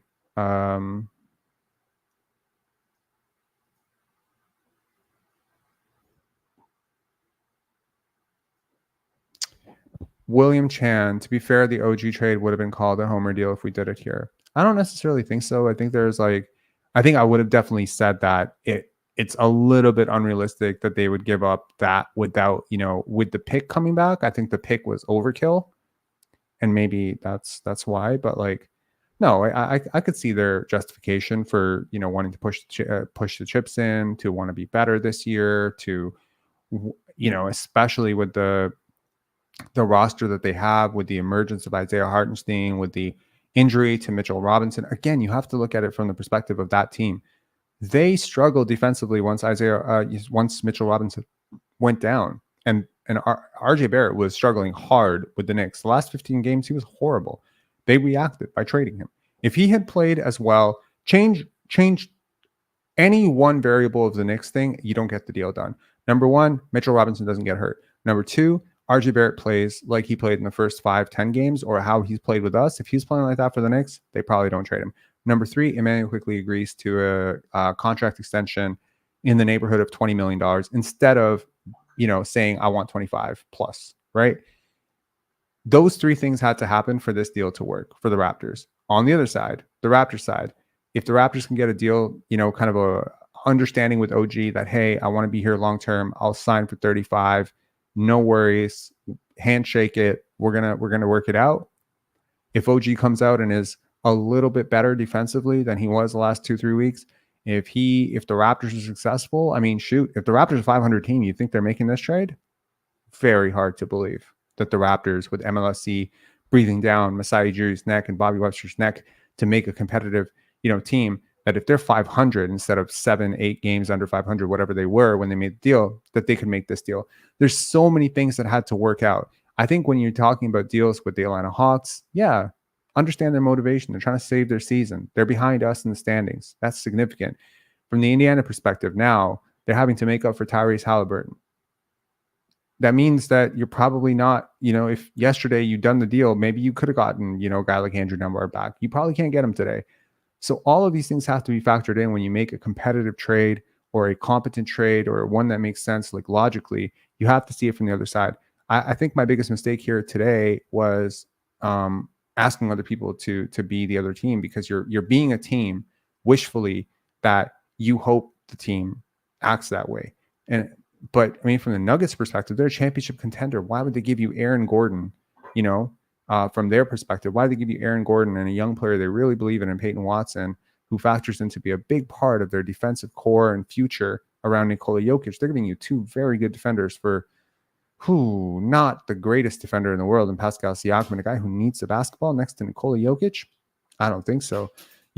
So you have to see it from the other team's perspective. And I think people go too far sometimes. They go way, way, way too far, where they start saying like, okay, well, who's going to trade anything for Siakam? That's crazy. That's crazy to me. Like, yeah, he's a very valuable player around the league. There's a lot of teams that could trade for him and put together a competitive offer for him. Then people go to a complete extreme of like, yeah, we're going to get young players, picks, assets, expirings for him. And it's just like, whoa, chill. We did pull off a deal where we got 4 first-round picks. Hallelujah for that. But that's the point. You take back role players and expirings, or role players on expirings plus picks. I think the Philly deal makes a lot of sense from the DeAnthony Melton, Paul Reed standpoint. That comes completely in line with what the Raptors did with the Knicks, where they trade a player who's closer to his prime for 2 players who are a little bit younger. They can develop them, make them better. Wow, Paul Reed plus DeAnthony Melton will be a hell of a haul. If you can add Jaden Springer to that, even with all the expirings, and even if you get minimal pick equity back, solid deal. Anyways, guys, thank you so much. Would you be all right if we got Mathurin back? It's Siakam, Dio, Jarris Walker included. I just care about I just care about Jarris Walker in that deal. Mathurin to me is an asset. Yeah. I would buy blue light glasses for you, Pensari. Probably. Yeah, that might be a good idea. Multitasking while playing chess is bold. Yes, and one of these days I'm going to get very, very, very burned for it, I'm sure. Brandon Pillon saying, love the polls. Would be great to see you use it more in the future. Absolutely. So at the 2 hour 57 minute mark of this live, to those of you who stuck around, thank you so much. Please hit like. That would be super nice of you, and I would appreciate it. And also, please vote for Scottie. Vote.nba.com. Vote for Scottie Barnes. Super easy. If you download the NBA app, not that I'm affiliated with the NBA app in any way, but if you download the NBA app, voting is a lot easier too. They basically want to make voting on the website so hard that you download the app. But guess what? You can vote on both. And incognito mode, you can vote 6-7 times. A reminder, don't vote for Giannis, Tatum, and all the other, league guys. If Tyrese Halliburton is in fact out, that opens up a roster spot. He's one of my favorite young players. But thinking of this from that perspective, that opens up a spot. Would that go to a forward guard like Scottie or Siakam? I don't know. I'll say one last thing. I do want to, as we edge closer to 10,000 subscribers, because we're growing pretty fast over the last couple of weeks, and I really appreciate it. As we go up to 10,000 subscribers, I really would like to make these lives like really unique. I think these lives are unique because we do call-in shows, and I think we do them in a way that I've never seen any other Raptor creator or NBA creator do. I don't know another person doing this 4-hour lives where you just listen to fans talk. This brings me back to my childhood, talk radio. I used to love it. I used to listen to people. You never knew what was going to happen. It was super cool. The host hopefully was interesting. I liked it. I would like, as we progress forward to larger audiences and stuff, what I would like to do is to change the quality of these lives to be even better. Sound, video, all of it. Multicam. Explosions. We have CGI. No, I'm just kidding. In terms of graphic packs, in terms of all that stuff, I would love for that to be there. I would like to be, I'm very competitive, but I'm not a zero-sum thinker, which means if one of my competitors is doing well, I'm not upset. But I do look to people doing what I'm doing and just ask, how can I do better? I have a lot of ways that we can get better at this. So, yeah. All right. Thursday night with Paul and Eric. I remember. Yes. Hoops. Yeah. Take care, guys. Have a good one. Hit the like, subscribe.